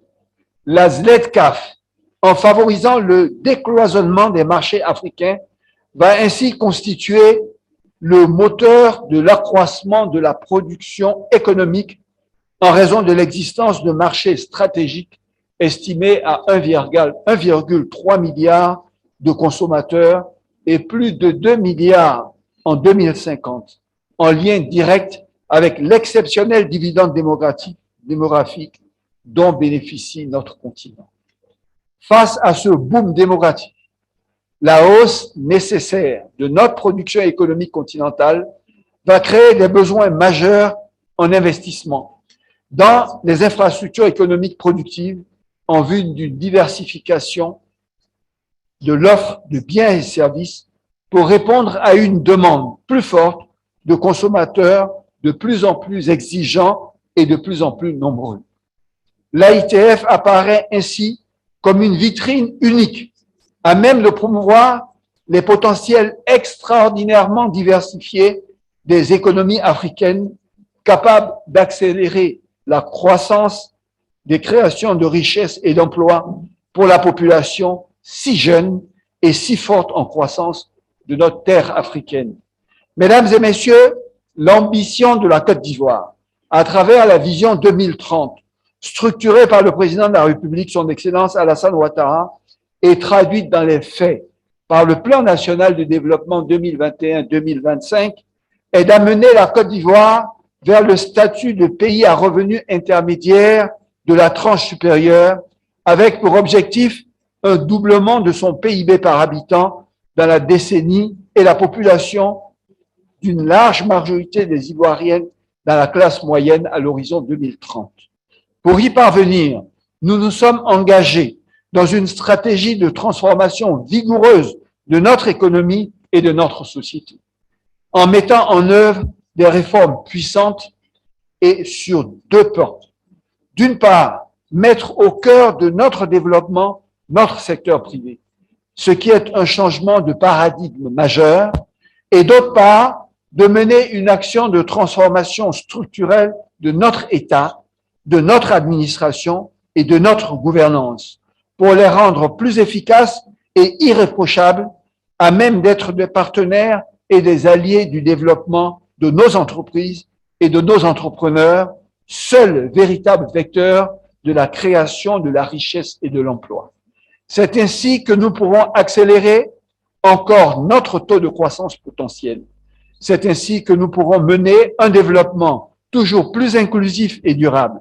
C'est ainsi, enfin, que nous ferons émerger cette Côte d'Ivoire solidaire, souhaitée par le président de la République, son Excellence, M. Alassane Ouattara. Changer de paradigme apparaît aujourd'hui à la fois comme une opportunité et une nécessité fantastique de combat pour toute une génération d'Ivoiriennes et d'Ivoiriens. Et la ZCAF constitue une opportunité unique pour la Côte d'Ivoire d'accélérer ses modes de production et de mieux valoriser ses produits à travers des forats internationaux comme l'IATF. Honorables invités, mesdames et messieurs, permettez-moi de formuler les vœux les plus sincères pour que l'accord d'accueil et la première réunion du Conseil consultatif de l'IATF 2023, qui résulteront de cette journée, contribuent significativement à la consolidation des buts fixés par les initiateurs de cette foire commerciale intra-africaine. Le développement de l'Afrique dépend de la capacité des pays africains à agir ensemble économiquement pour le bien-être et le rayonnement de nos sociétés et la stabilité du continent. Unissons donc nos forces pour y parvenir à travers l'organisation de cet important événement qui réunira non seulement les opérateurs économiques et décideurs africains, mais aussi des investisseurs du monde entier.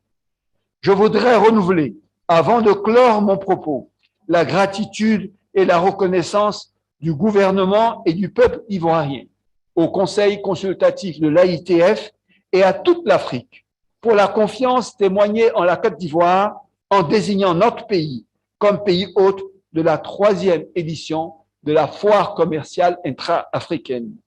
J'espère vous revoir tous à l'IATF 2023 à Abidjan avec cette envie commune de faire avancer notre économie et l'Afrique tout entière. C'est sur ces mots d'ambition et d'espoir que je déclare ouverte, au nom de son Excellence, Monsieur le Président de la République Alassane Ouattara, Président de la République, la cérémonie de signature du contrat d'accueil de l'IATF 2023 en Côte d'Ivoire. Vive le commerce africain, vive la Côte d'Ivoire, vive l'Afrique. Je vous remercie.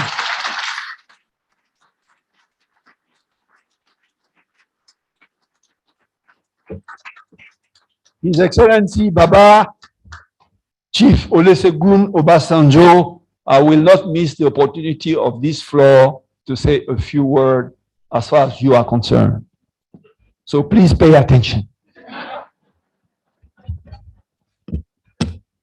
Dear Father, because that's what Baba is meant for, on behalf of the President Alassane Ouattara, I would like truly, from the bottom of my heart, convey to you his gratitude.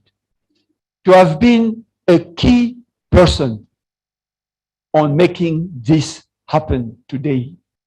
But beyond that, to have been one of the key inspirers of a couple of generations, not only in Nigeria, but on the whole continent.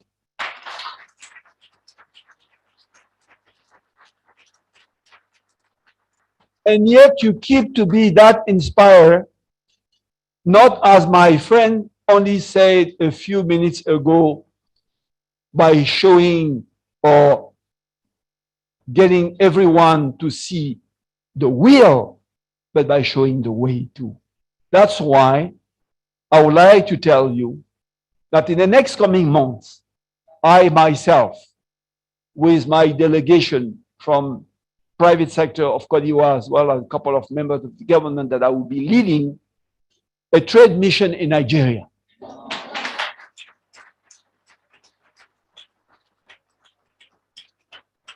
And as such, as I told you a few minutes ago, I know you didn't believe me, but yet I will make a stopover to pay you a visit in your aquaculture farm.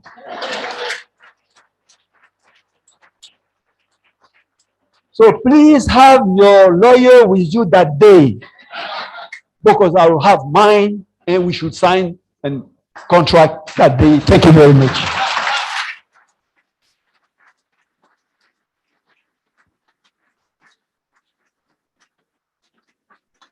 Thank you, and we are Can we give a round of applause again for the Prime Minister of Côte d'Ivoire with his important commitments and announcements through the President Obasanjo. Thank you so much. After the first picture that we have, the picture of the signature, we're going to proceed right now to the family picture.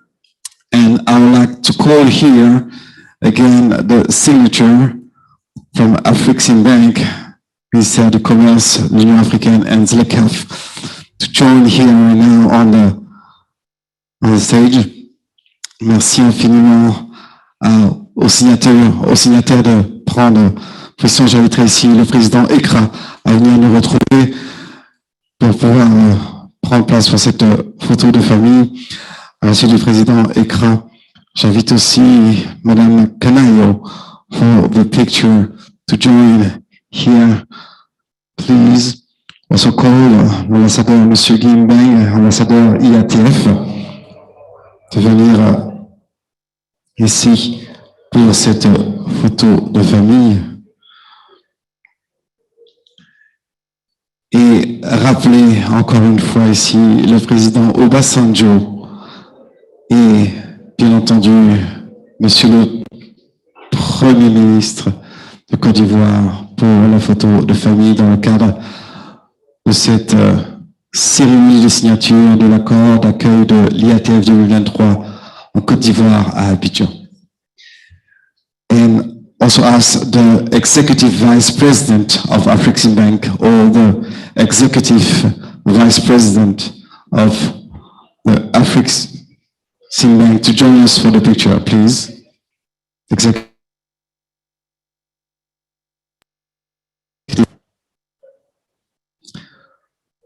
Merci beaucoup. J'espère que la presse, the board members of Afreximbank, pour cette photo, please. Et nous allons ensuite livrer the board members of the Afreximbank. Monsieur le ministre du Commerce m'a fait indiquer qu'un grand ambassadeur, bien entendu, de la Côte d'Ivoire, Monsieur Didier Drogba, présent ici, qu'on va accueillir. Ambassadeur du Trade Fair, Monsieur Didier Drogba, pour se joindre à cette photo de famille.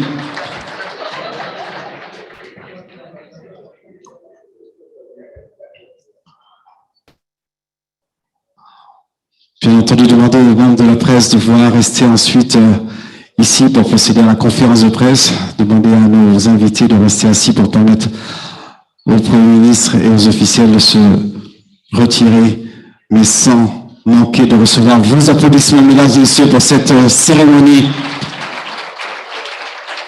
de signature de l'accord d'accueil de l'IATF 2023.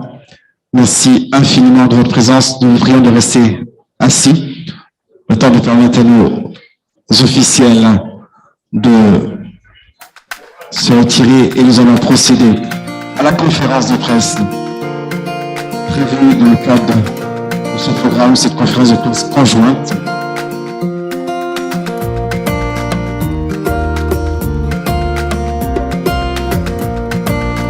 Les agents de sécurité, nous allons vous demander de libérer les allées avant que la sécurité et le protocole accompagnent les officiels.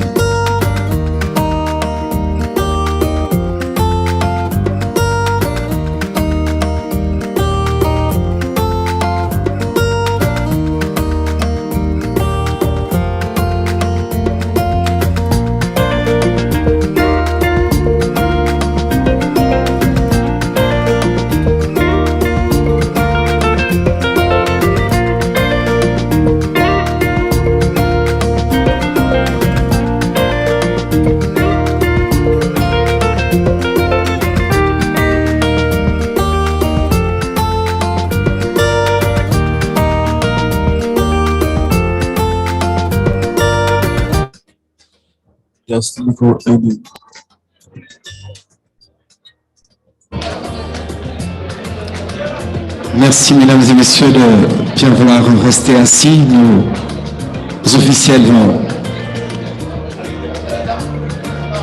maintenant se retirer.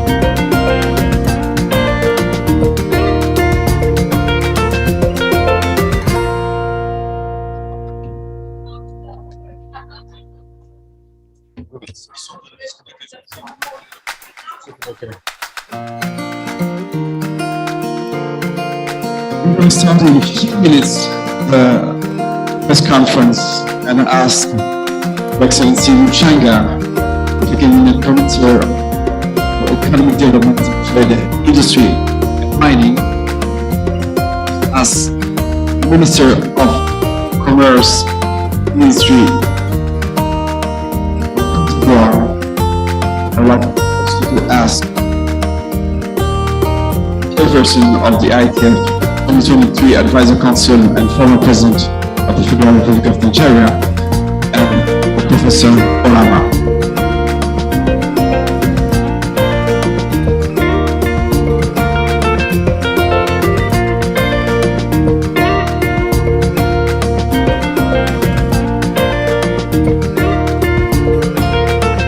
Nous vous prions de bien vouloir vous installer, vous asseoir. Nous allons démarrer maintenant notre conférence de presse. Merci infiniment.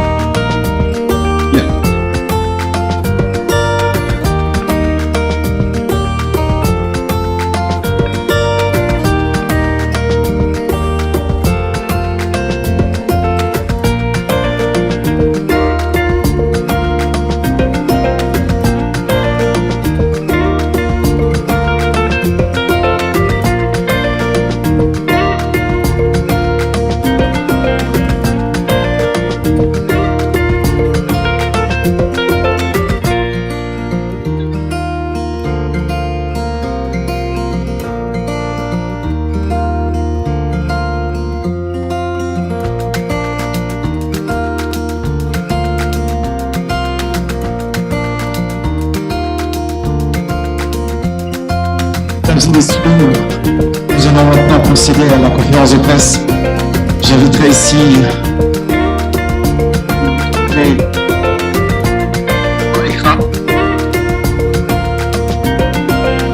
président Joël Mekra pour la conférence de presse.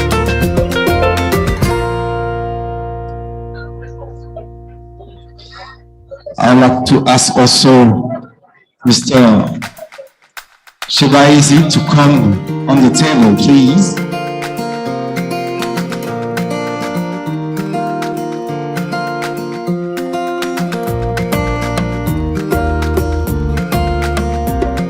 Ministre du Commerce, M. Jarasuba, est invité à nous retrouver sur la table de presse.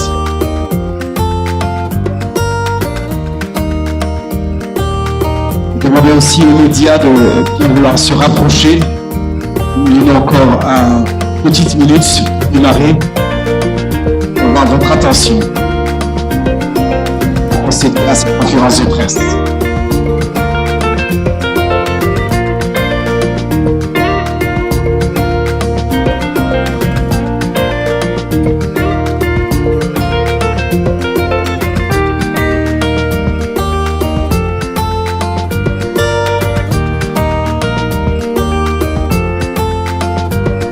Mesdames et messieurs, nous allons vous inviter à bien vouloir vous installer maintenant, à vous asseoir, demander aux membres de la presse de se rapprocher. Merci infiniment de votre collaboration. Je vais demander à celui qui crée cette attraction, M. Didier Drogba, de s'installer, de s'asseoir. Peut-être que ça va calmer l'ardeur de nos invités. Ça nous permet de commencer notre cérémonie.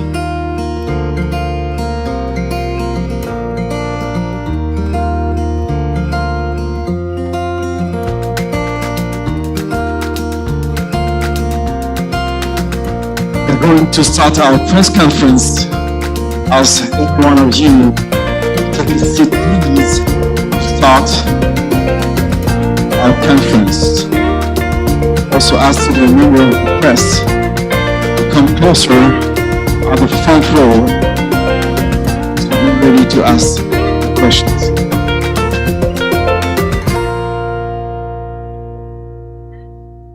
Merci infiniment.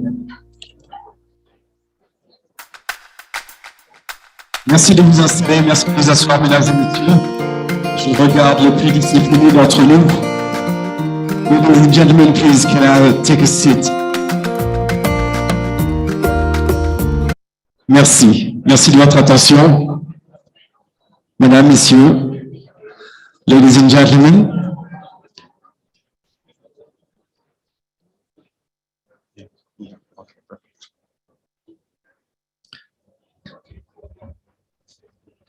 Après cette première partie qui a donné lieu aux allocutions de nos dignitaires ici à Abidjan, le lancement donc de cet accord, de cette signature qui confirme donc la présence et la tenue de l'édition 2023 de l'IATF.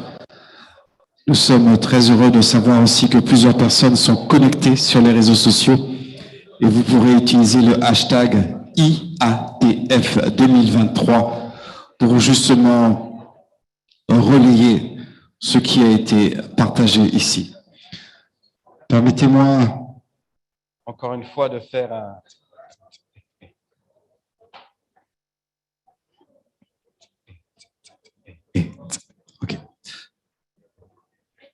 d'accueillir à cette table le ministre du Commerce et de l'Industrie de Côte d'Ivoire, M. Jarasuba, que l'on retrouve sous vos applaudissements nourris et bien soutenus, le ministre du Commerce et de l'Industrie de Côte d'Ivoire.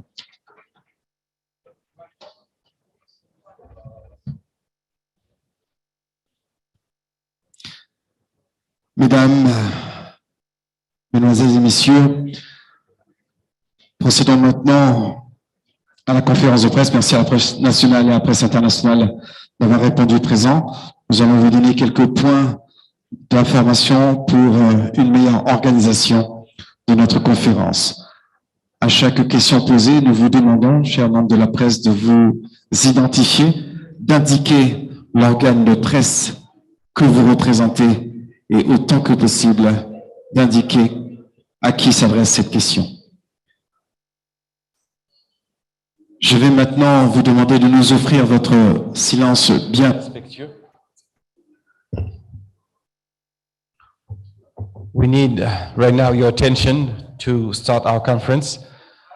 Just also to say you can use the headset for the translation and receive now the question from the press. Nous avons un micro disponible ici qui va circuler. La première question peut être donnée maintenant. Merci. Thank you so much for giving me the floor. I'm Junior Matiak, a journalist working for Cameroon Tribune. My question is addressed to President Obama. Mr. President, it has been 4 months since many trade agreements were signed in Durban. What is the level of implementation of this agreement so far? Thank you. Sorry, you mean which agreement? Sorry. Commercial agreements. Okay, the commercial agreement that we have signed. Yes, exactly. Oh, okay. Thank you very much. What happens is that we have a committee that monitors the implementation of the agreements that are signed at each trade fair. And then we report on them, on the progress towards their execution and implementation to the Advisory Council and also the Afreximbank Board, as well as to our collaborating partners, the African Union Commission and the Fcft Secretariat. Right now, we have not done the first report for the deals that were done in November. But what I can tell you is that on the 2018 trade fair, about $32 billion in deals were done, were signed there. As we speak today, about $27 billion of those have been implemented. And about another $1.5 to $2 billion are under implementation as we speak. They're in the process. So that is a very, very high success rate. It means that those agreements, be they trade transactions, investment transactions, were not done frivolously. They were things that are concrete and that are beginning to bring direct benefits to the people of Africa. Thank you. Thank you. Second question. Thank you. Bonsoir à tous. My name is Adefemi Akinsanya. I am an international correspondent with Arise News, a Nigerian-owned yet Pan-African outfit. Just 4 months ago, as you're well aware, we were all together in Durban at the Intra-Africa Trade Fair. And while we celebrate the deals that have been done and the progress that's been made so far, we know that there's a whole lot more work to be done. Former President Obasanjo did say in his speech that we know that at least 84% of the trade African countries participate in is with countries outside of the continent, and that should obviously change. Another thing that has to change is the movement of Africans themselves. If we're talking about true Pan-Africanism, we have to also realize that it's quite difficult for African people to move across African countries. I'd imagine that that's something that's also holding back Pan-African trade. What can we expect from Intra-Africa Trade Fair 2023 here in Abidjan as it pertains to the free movement rather of Africans across this continent? Thank you. Thank you. I guess the question is for the President Obasanjo. Thank you very much, my dear sister. There are 3 aspects of movement. That's the movement of people, movement of goods, and movement of money. Because you cannot trade without money. And then when you trade, you want to move one article from one place to the other. And then, of course, you want people also to move. One major barrier to movement, whether of people or of goods, is infrastructure. Rail, road, air, and that is one major hindrance or handicap. Particularly the African Development Bank, and among others, this issue of infrastructure had been given or is being given attention. Only 4 or 5 days ago, I was at a meeting of a bank that is celebrating its founding anniversary in Nigeria, and was talking of railway across Africa. We have to encourage that. We have to make sure it happens. Rail, road, and air, and even water, maritime. I believe, for instance, that if we have thriving coastal shipping system in Africa, we will increase our intra-African trade by at least another 10%. Now, if I want, like I said if I produce tilapia in Nigeria and I want to deliver here, there's no reliable coastal shipping that will make me get that my fish from Nigeria to here without it getting rotten. And I cannot move it by air. Now, we have to do, at the end, of course, if it's by road, we have to deal with that what I call transportation infrastructure. The second, or the first, is movement of people. Here in West Africa, I think we have conquered that. You don't need visa, you have common passport. I believe we are gradually trying to conquer that in Africa itself. AU has got, or they have designed a common passport. And if you are working for AU, as I am doing now, I have a passport that can take me across Africa. What we need to do is, and my brother, Ambassador Mchinga is here, what we need to do is to get that passport available to you, not just to me because I'm working for Africa, but to you as an African.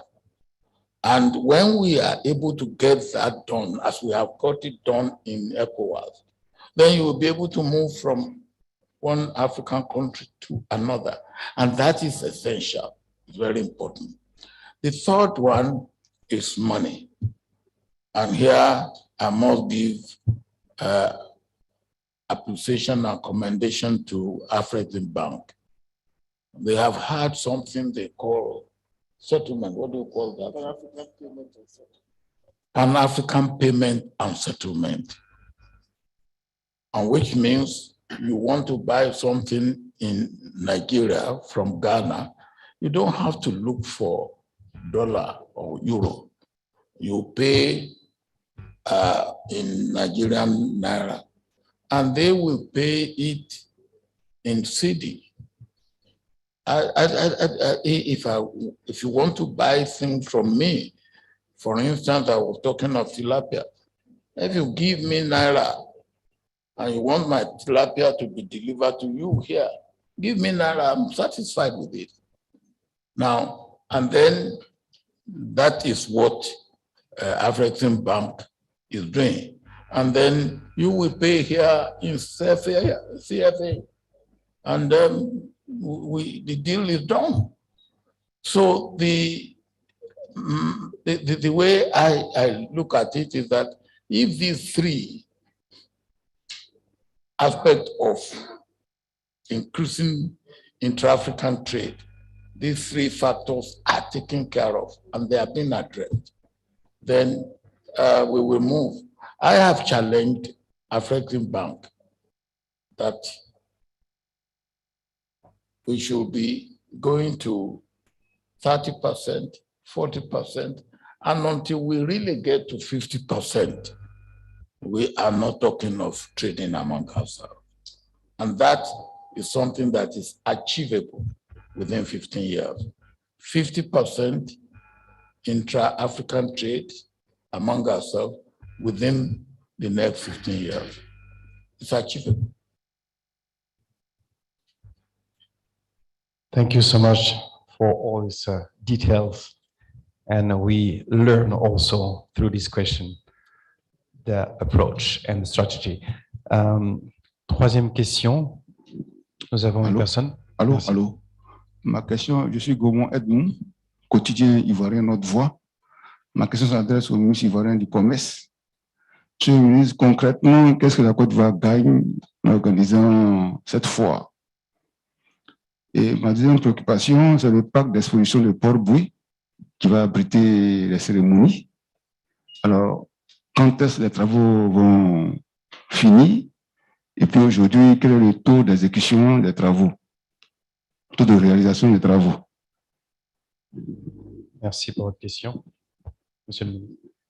Bien, merci beaucoup. Je voudrais en tout cas encore une fois remercier le Chief Olusegun Obasanjo d'être ici à Abidjan avec nous pour, dans le cadre de la signature de cette convention. Et vous dire que nous sommes en tout cas très fiers que la Côte d'Ivoire, suite à une compétition ouverte, ait été retenue pour abriter la 3e édition de IATF 2023 qui aura pour la première fois lieu dans un pays francophone. Donc la Côte d'Ivoire devient le premier pays francophone à abriter cette foire importante et le premier pays en Afrique de l'Ouest. Cela dénote en tout cas, comme on l'a indiqué, du dynamisme en fait de notre pays et également du leadership du président Alassane Ouattara. La foire IATF en fait est aujourd'hui la principale vitrine qui traduit en fait la volonté des États d'avoir un marché unique africain et c'est l'occasion unique pour que les hommes d'affaires africains puissent présenter de façon concrète en fait la réalité de la transformation structurelle de notre économie à travers tout ce qui est offre de produits manufacturés, tout ce qui est offre de services et qui est également l'occasion pour les opérateurs économiques de bénéficier du support de l'ensemble des structures intra-africaines. Voyez-vous, je pense que le professeur Orama a indiqué tous les bénéfices que les pays qui ont organisé précédemment cette fois ont pu avoir, notamment au Caire et à Durban. Et au niveau des perspectives, il y a des projections de signature d'au moins 40 milliards de dollars, je veux dire, de contrats qui seront signés en fait au cours de l'année, au cours de cette fois en 2023. Et l'autre point également, c'est que la Côte d'Ivoire sera le point de mire du business en Afrique au cours du mois de novembre 2023, qui va permettre de démontrer notre capacité à organiser des grands événements africains, des grands événements continentaux. Et vous aurez ici en Côte d'Ivoire tous ces hommes d'affaires qui vont partir de l'Afrique australe, de l'Afrique du Nord, de partout en Afrique pour se retrouver en Côte d'Ivoire pendant une semaine pour parler business, pour parler des joint ventures avec les opérateurs économiques ivoiriens et également pour parler de certaines problématiques qui concernent notre continent. Je pense que ça sera un moment important pour notre pays, pour montrer en tout cas que nous pouvons être pendant cette période-là la vitrine du continent. Et également, tout ceci en rajoute à l'attractivité de notre pays par rapport à déjà tout ce que nous avons, tout ce qui est infrastructure existante. Le fait d'avoir été retenu démontre qu'on est totalement engagé dans tout ce qui concerne le processus d'intégration de nos économies et également dans tout ce qui concerne la promotion du commerce intra-africain. Comme on l'a dit, la Côte d'Ivoire est le 7e signataire, était le 7e pays à ratifier l'accord de la ZLECAf, en fait. Et cette fois, fait partie, en fait, de cet ensemble lié à la ZLECAf pour promouvoir le commerce intra-africain, qui est aujourd'hui la seule voie pour notre continent de pouvoir s'en sortir. Avec un taux de commerce intra-africain de moins de 3%, quant à l'Europe, ils sont environ à 55 et 60%. Le continent américain, c'est pareil. Donc, c'est cette seule voie-là, sur laquelle, en tout cas, nous souhaitons marcher, de telle sorte que la promotion du commerce intra-africain puisse, en tout cas, continuer de créer plus de richesses et également de créer plus d'emplois. Donc, c'est une manière pour notre pays d'être sur la table, de montrer au monde entier que nous croyons à l'intégration et que nous croyons à la promotion du commerce intra-africain. Je vous remercie. My name is Helen Oji. Il y avait un élément, une deuxième question sur l'évolution des travaux, si vous permettez. Concernant l'évolution des travaux, je pense que les travaux avancent très bien. Voilà. Aujourd'hui, je peux dire, pour ce qui concerne le Hall 1, on est pratiquement, je dirais, à 99%. Voilà, vous voyez sur l'espace du parc des expositions, qui est un espace de 35 hectares. Vous voyez un bâtiment qui est déjà sorti des terres, qui est pratiquement achevé, hein, je dirais même à 99%, si je peux me permettre. Et vous voyez une autre bâtisse juste à côté, que nous appelons la Convention Center, qui aujourd'hui peut-être a un taux de réalisation de 70% avec le bâtiment administratif. Mais pour l'organisation des IATF, en fait, il y aura d'autres édifices précaires que nous serons amenés à construire, je veux dire, sur le site pour pouvoir accueillir tout ce monde qui viendra à Abidjan. Dans nos prévisions, par rapport à cette phase-là, je pense que les travaux devraient s'achever au plus tard en fin d'année, 2022. Voilà, 2022, je pense que d'ici la fin de l'année, tout ça va être achevé. Et notre obligation, je veux dire, par rapport aux engagements qu'on a pris, c'est que l'espace soit totalement disponible 6 mois avant. Je veux dire, l'organisation de IATF qui a lieu en novembre, c'est-à-dire que normalement, on a jusqu'au mois de mai 2023 à l'effet que tout le parc et tous les édifices soient construits. Donc, nous sommes en tout cas dans les délais. Ce qu'il faut noter, en fait, c'est que l'édification de ce parc d'exposition, comme je l'ai dit dans mon discours, fait partie en tout cas d'une vision, hein, je pense que du président Ouattara, comme on le sait, qui est également un bâtisseur. Vous savez, la Côte d'Ivoire, c'est vrai, c'est un pays attractif avec pas mal d'infrastructures. Mais dans ce puzzle-là, il manquait quelque chose d'essentiel, en fait. C'est-à-dire, c'était d'avoir un espace qui permet d'organiser de grands événements pour que nous soyons compétitifs, en fait. Donc, c'est un espace, normalement, qui sera géré par des professionnels, à l'effet, toute l'année, en fait, de pouvoir enregistrer des grands événements, ça peut être culturel, économique et commercial, etc., même sportif. On aura au moins pour la première fois dans notre pays un espace qui est totalement couvert où on peut avoir en place assise plus de 5000 personnes. Vous savez, on n'a pas encore cela en Côte d'Ivoire et donc ça nous permet en tout cas d'être sur la carte par rapport aux grands événements et je pense que ça sera en tout cas par rapport à ce qui est en train de se passer une fierté en tout cas pour notre pays. Voilà, je vous remercie. Okay. My name is Helen Oji. I write for the Guardian newspaper, Lagos, Nigeria. So I want to know, my question is for Professor Orama. Are there some of the developmental projects that are currently ongoing from the first and second editions, from the deals consummated from the first and second editions so far? Thank you. Thank you very much. As I responded earlier, out of the $32 billion in deals signed in Egypt in 2018, about $27 billion have now been done, or just under $2 billion under implementation. And when I made my address earlier today, I gave examples. There is a big dam project that is ongoing in Tanzania, the Refugee Dam Project. That project cost $2.9 billion. It was signed at the trade fair in 2018. It is the largest ever intra-African EPC contract. Two top Egyptian contractors, Arab contractors, and SWD Electric are building the dam for the government of Tanzania.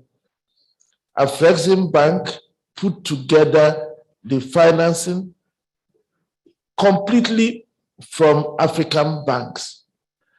Afrexim Bank, Egyptian banks, and Tanzanian banks. We did not go outside Africa to raise the $2.9 billion. And that project is going, that is what will bring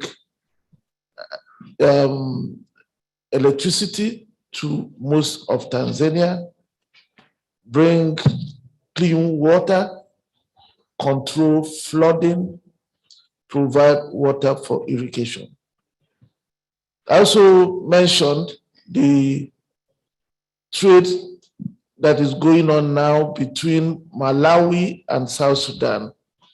And in fact, at the trade fair in Durban, Malawi also began discussions with Cote d'Ivoire and Angola to supply excess maize. The current exports from Malawi to South Sudan was also signed at the trade fair. And the first phase of that is at the level of about $80 billion. Afrexim Bank also issued its first regional transit guarantee to support the trucking of those maize from Malawi to South Sudan. There is a young Nigerian youth who was brought to the trade fair in Cairo in 2018. At the trade fair, he was identified, he was brought there by the Tony Elumelu Foundation. He was identified by Singaporean investors. And today, he is in Singapore designing and building drones being used in agriculture in all parts of the world. I can give you so many others, so many other examples, some not in terms of money, not large, but significant in terms of what they represent regarding promoting intra-regional trade. Thank you. Merci bien. Thank you so much. We're going to have another question. Yes, here. Une dame. Bonjour. Je suis Thérèse Isseki de l'Agence panafricaine d'information, la Panafresse. Ma première question s'adresse à l'ambassadeur Mouchenga. Merci d'approcher le micro proche de vous. OK. Je voudrais, chaque fois je vous entends parler de l'observation économique panafricaine. Où en est-on aujourd'hui? Observatoire économique panafricain. J'aimerais savoir là où nous en sommes. Ma deuxième question s'adresse au président Obasanjo. Quand vous parlez souvent, vous parlez d'intégration. Vous parlez du secteur privé. J'ai ouï dire qu'il y a un projet de production d'igname à partir du Bénin pour fournir de l'igname à toute l'Afrique. Y a-t-il, en plus de ce projet-là, un projet d'industrialisation? Merci, Monsieur le Président.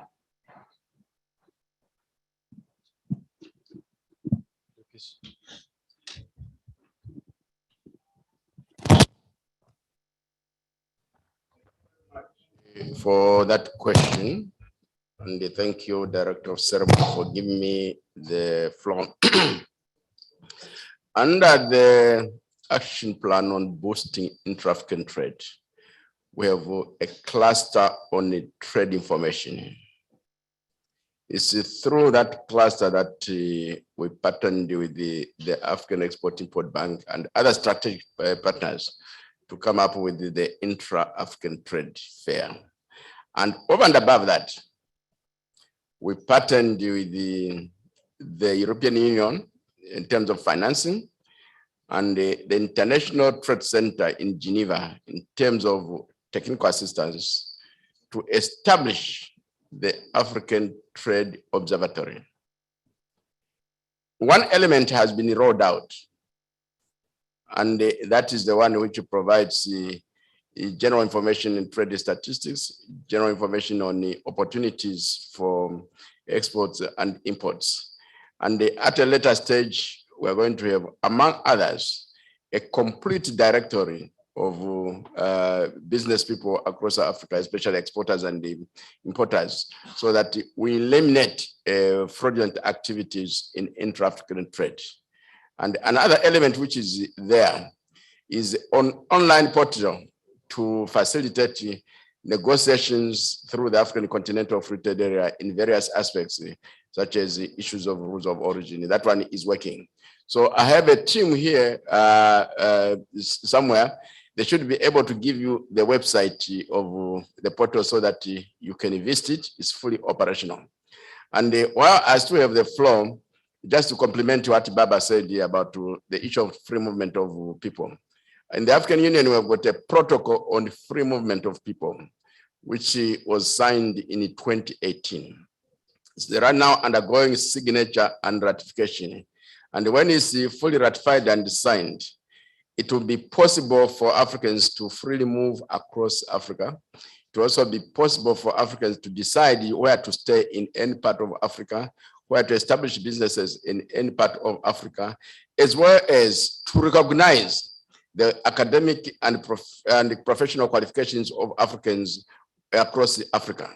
Then there's also a step-gap measure. Baba here, he travels quite a lot of across Africa. So he has what is called the African Union laissez-passer, which we as the members of the African Union Commission have. And also business people like Dangote are able to get this as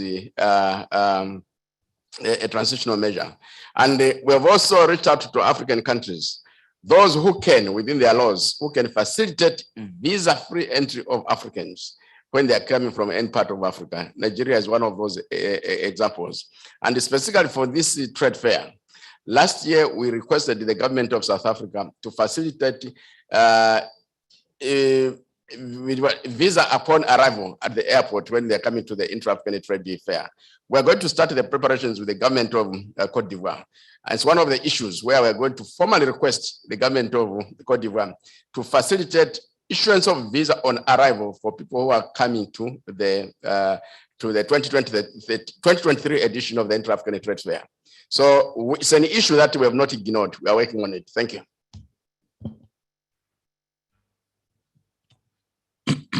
My dear sister, you talk about yam.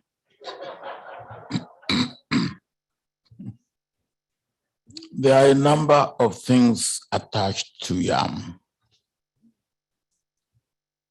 First is production. Really, until very recently, I did not know that yam is a popular food almost across Africa. Until I went to Dar es Salaam and I went to Zanzibar. And I got to Zanzibar and the president was talking about yam. So of course I was very attentive. I found, because about 4 years ago, I decided that I want to be a large yam farmer.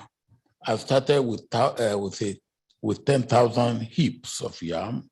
Then I went to 50,000. Then I went to 100,000. and I started getting into trouble for market of my yam. So when I went to Zanzibar and I found that they love yam, then I started looking. So again, we come to the problem of transportation. Now, yam is bulky. And now let me deal with the issue of research and production. IATA in Ibadan, they've done a lot of research in yam production. You may not need to plant tuber like we used to do. They have seed now, yam seed, and that you get like any seed out. And then you start from seed and you get your yam. So what I will say first is that research into yam has gone a long way.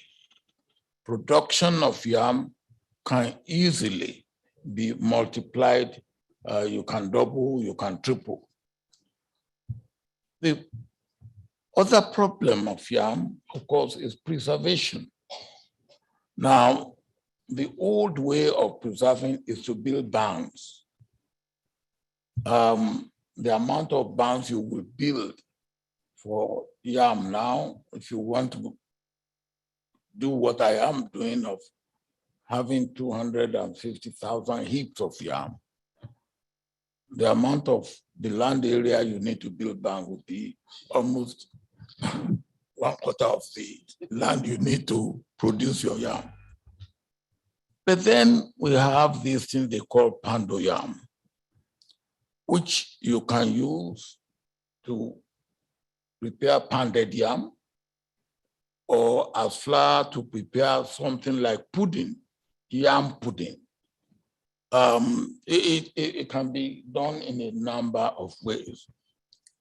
And that is the area now of really industrialization of yam product. We need to go more into that. And then, of course, also, what can we do? How else can we make use of yam? Yam balls, yam pudding, yam eba, or pando yam, whatever. Now, pounded yam, I think, but I like the question you asked, which means that you enjoy yam. Thank you.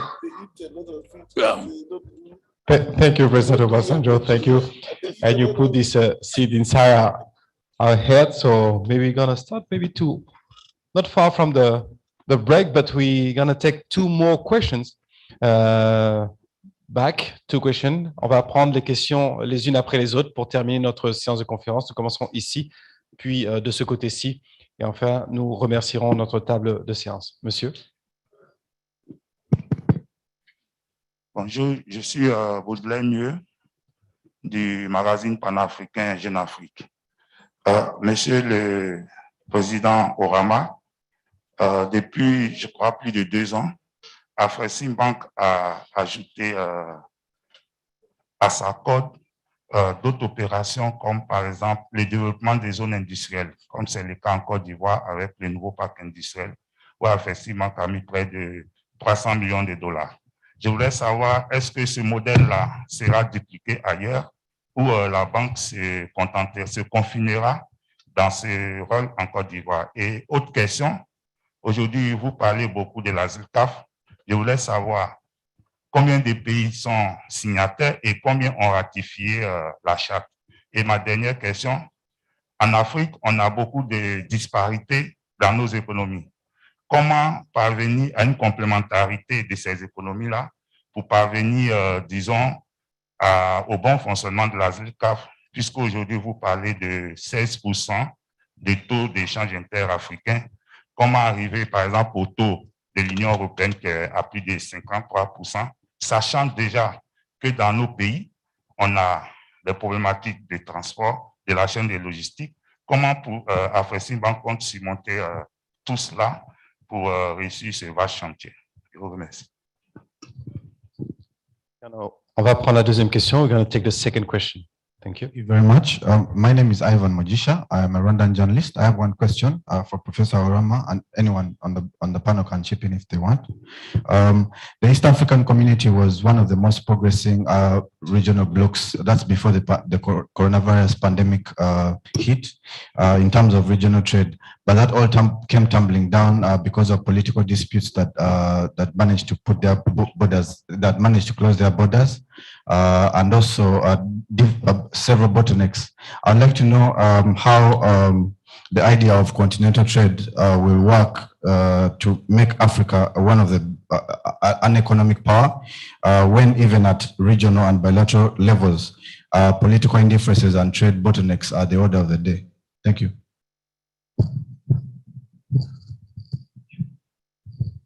Thank you very much.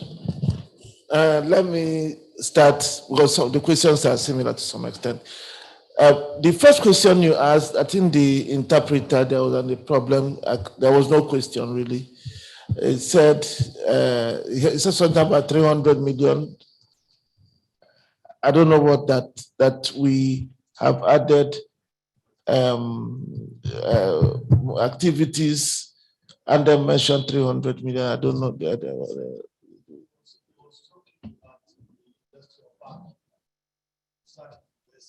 Oh, here. Oh, okay.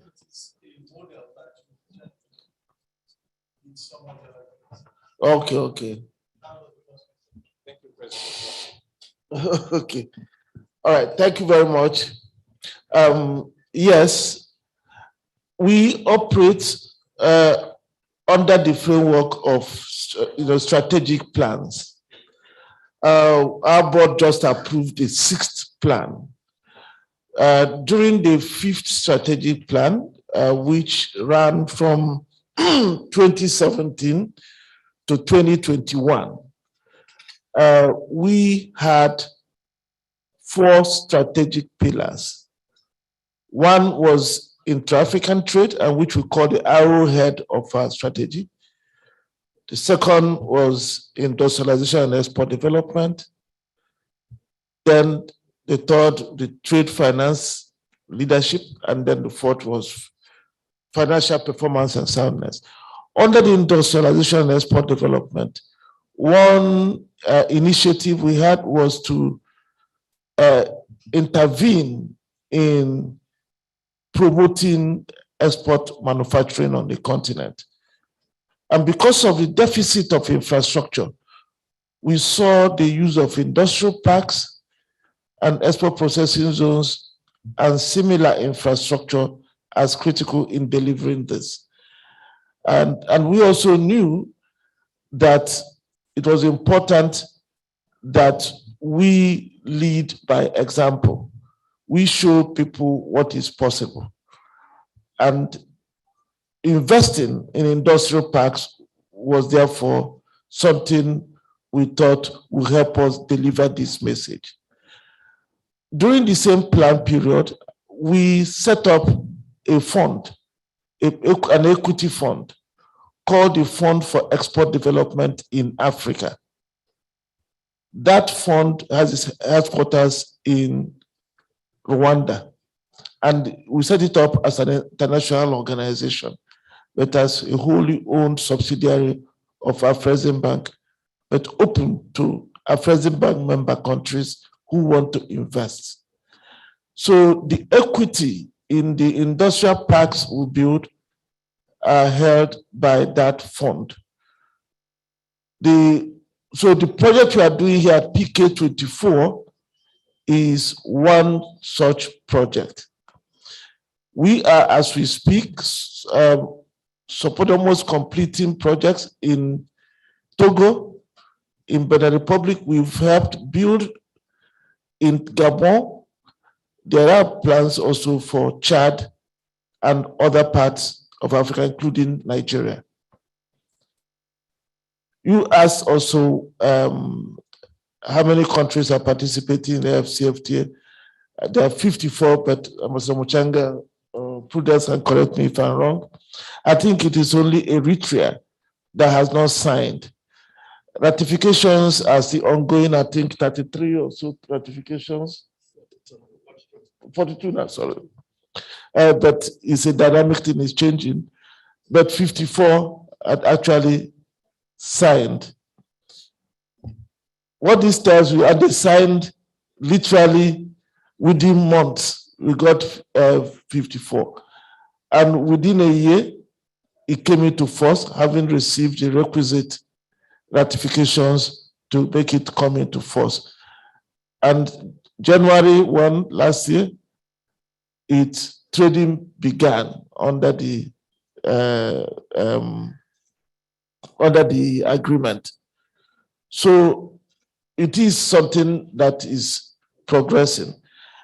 And I would like to then address the question about why we think it will work despite the acrimony and all the things we have. But let me tell you that that is why the FCFTA was established. Just take your mind back to Africa's history. The problem Africa has today has its origins to colonialism. And colonialism was an instrument of divide and rule. So with that, Africa was divided into atomistic, fragmented economies that can hardly survive on their own. And it was so structured that we knew very little of what is going on amongst ourselves, but we know so much about things happening outside Africa. President Obasanjo just mentioned the issue of fish. You can give many examples of what is happening.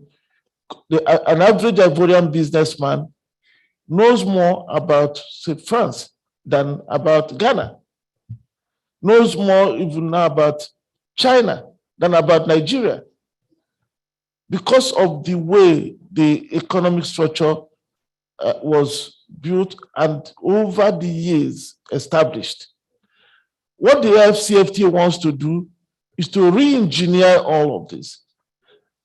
Because when you re-engineer it, I will begin to see our own neighbors as markets. Then we then have a vested interest in peace. We will no longer be fighting amongst ourselves, because those who caused the war, caused the fight, will always remember that they have to eat. And they will know that if they start a war with a neighbor or close borders and all that, people will not be able to have a meaningful life in their own countries. So that what that means is that people will become reasonable in dealing with their own brothers and sisters across the border. So I don't think we will say FCFTA will not work because people are fighting, but we'll say rather we will make sure that FCFTA works so that those fighting, the acrimony and all those things stop. I think that addresses the last question and the question that he raised. Thank you very much. President Obasanjo, you can react and have Before you conclude, I just want to add to the issue of border closing and all that. Well, some of the border closings that we have had, or border closures that we have had, were not due to political. They were due to what I will call, with all due respect, bad leadership. With all due respect. In West Africa, the ECOWAS Treaty does not really admit of border closure.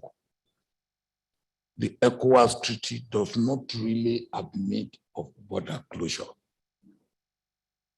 It, of course, admits of security, border security. But when for no other reason other than pure economic. Borders are being closed. That is not what ECOWAS admits, and that is wrong, and I believe is bad leadership.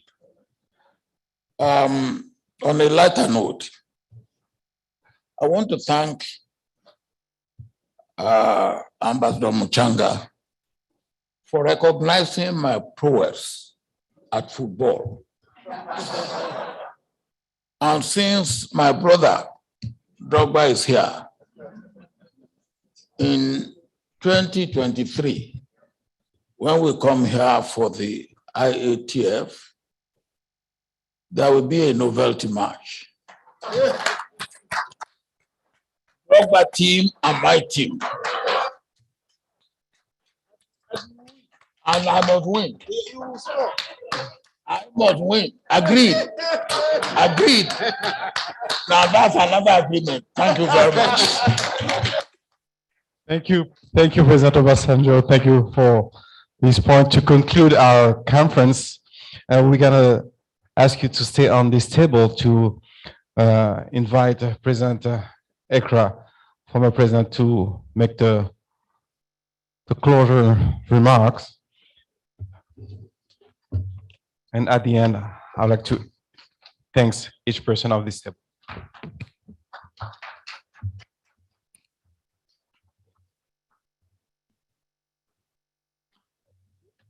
Monsieur le Président du Conseil consultatif de l'IATF 2023 et ancien président de la République fédérale du Nigeria, Son Excellence Chief Olusegun Obasanjo, better known as Baba, Monsieur le ministre du Commerce et de l'Industrie de Côte d'Ivoire, Monsieur Souleymane Diarra-Souba, Monsieur le Président et Président du Conseil d'administration d'Afreximbank, Professeur Bénédicte Orama, Monsieur le Commissaire de l'Union africaine chargé du développement économique, du commerce, du tourisme, de l'industrie et des mines, Son Excellence ambassadeur Albert Muchanga, le conseiller technique en chef, Monsieur Prudence Sebaïzi, représentant le secrétaire général de la ZECAF, les vice-présidents exécutifs d'Afreximbank, Dr Georges Lombi et Am Kamel, Messieurs les membres du conseil d'administration d'Afreximbank, la directrice générale Intra-African Trade Initiative d'Afreximbank, Madame Kanayo Awani, Mesdames et Messieurs les hauts dignitaires ici présents, Mesdames et Messieurs, vous tous en vos rangs, grades de qualité. Au nom du Conseil consultatif de l'IATF 2023, j'ai le grand honneur et l'immense privilège de prendre la parole devant vous à la fin de cette très importante cérémonie et à ce moment historique qui a vu l'attribution formelle à la République de Côte d'Ivoire des droits lui permettant d'abriter la 3e édition de la foire du commerce intra-africain. Me tenant devant vous aujourd'hui, j'éprouve une très grande joie quand je regarde en arrière et que je vois le chemin parcouru par cette grande initiative d'une foire continentale. J'ai été le témoin privilégié de l'écriture de l'histoire de cette réussite dès son commencement en 2018.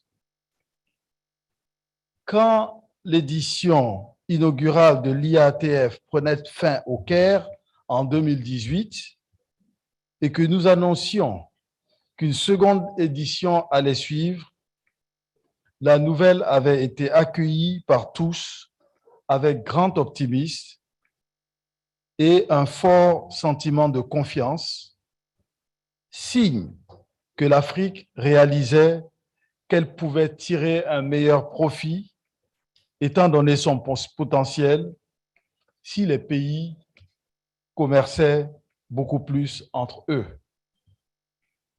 Nous avons ensuite eu la seconde édition qui s'est déroulée à Durban, dans la province du KwaZulu-Natal, en Afrique du Sud, en novembre 2021, et qui a connu un succès retentissant, qui a surpassé tous les objectifs fixés. Oui, l'IATF est en train de changer la façon dont l'Afrique et le commerce intra-africain se déroulent. Les connexions en matière d'investissement aussi se matérialisent. Aujourd'hui, nous venons de signer et formaliser l'accord concernant l'IATF 2023, marquant ainsi le commencement d'un autre processus historique de la transformation du continent africain. Tous les chemins mèneront à Abidjan l'année prochaine, en 2023, où il y aura des expositions impressionnantes, un forum sur le commerce et les investissements, le programme CANEX sur les industries créatives, l'auto-show africain, les journées pays et le programme de l'Union africaine pour le développement de la jeunesse, African Union Youth Start Programme, au cœur de l'IATF 2023. Les participants auront la possibilité de saisir cette occasion unique de développement de partenariats d'affaires et de rencontres pour sceller des relations solides qui commencent déjà à porter des fruits suite au succès des précédentes éditions. Excellences, Mesdames et Messieurs, avant de nous séparer, je voudrais adresser nos sincères remerciements au gouvernement ivoirien, avec à sa tête son Excellence, Monsieur le Président Alassane Ouattara, pour la participation active à la compétition pour la sélection du pays hôte de l'IATF 2023, ainsi que pour l'accueil chaleureux que le gouvernement a bien voulu réserver au Conseil consultatif de l'IATF 2023 depuis son arrivée ici pour ces événements. Je voudrais aussi remercier tout particulièrement son Excellence Chief Olusegun Obasanjo, président du Conseil consultatif de l'IATF 2023 et ancien président de la République fédérale du Nigeria, pour le rôle déterminant qu'il ne cesse de jouer à la tête de ce comité de pilotage qui a porté l'IATF au sommet. Excellences, grâce à votre incomparable leadership, l'IATF est désormais reconnue comme la plateforme de référence pour la promotion du commerce intra-africain et des investissements dans le cadre de la ZLECAf. Une mention spéciale au professeur Bénédicte Orama, président d'Afrexim Bank, qui a eu la vision de rapprocher les Africains à travers cette importante initiative qu'est la foire du commerce intra-africain. Mention aussi à la vaillante porteuse de sa vision, Madame Kanayo Awani, directrice générale d'Afrexim Bank Inter-African Trade Initiative. Je remercie aussi le commissaire de l'Union africaine chargé du développement économique, du commerce, du tourisme, de l'industrie et des mines, son Excellence ambassadeur Albert Bouchanga, pour ses efforts sans relâche qui ont aidé à l'institutionnalisation de l'IATF et à sa reconnaissance comme un événement continental, par les États membres de l'Union africaine. De même, je remercie le secrétaire général de la ZLECAf, M. Wamkele Mene, qui a soutenu tous les efforts visant à faire de l'IATF ce qu'il est aujourd'hui. Enfin, j'adresse mes vives félicitations au gouvernement et à la République de Côte d'Ivoire pour avoir obtenu tous les droits d'abriter l'IATF 2023 après un appel d'offres compétitif. Pour finir, permettez-moi de remercier chacune et chacun d'entre vous pour avoir accepté notre invitation à venir ici et à participer à cette importante cérémonie visant à transformer le commerce intra-africain. Excellences, Mesdames et Messieurs, je souhaite à tous un bon retour chez vous. Je vous remercie de votre attention.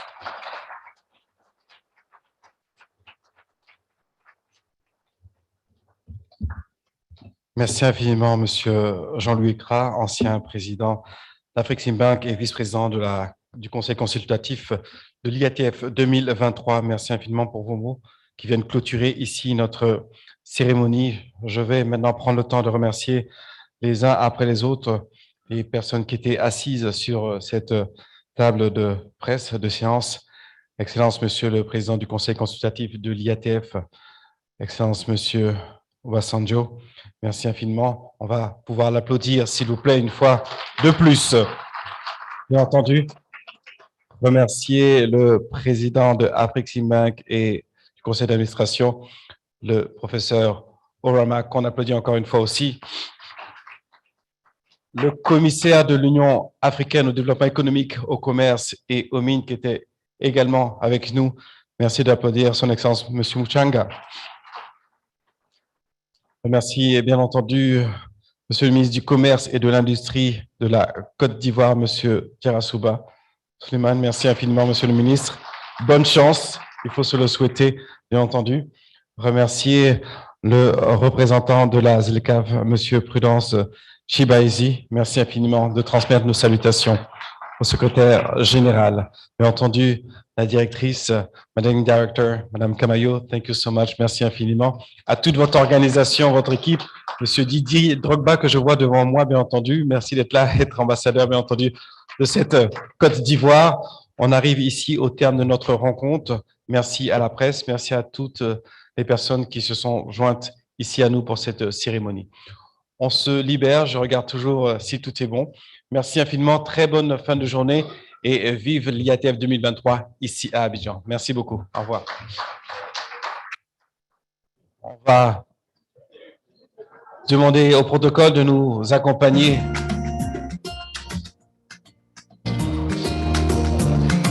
Bien entendu, un déjeuner vous est proposé qui va se situer dans le hall devant le palais des congrès.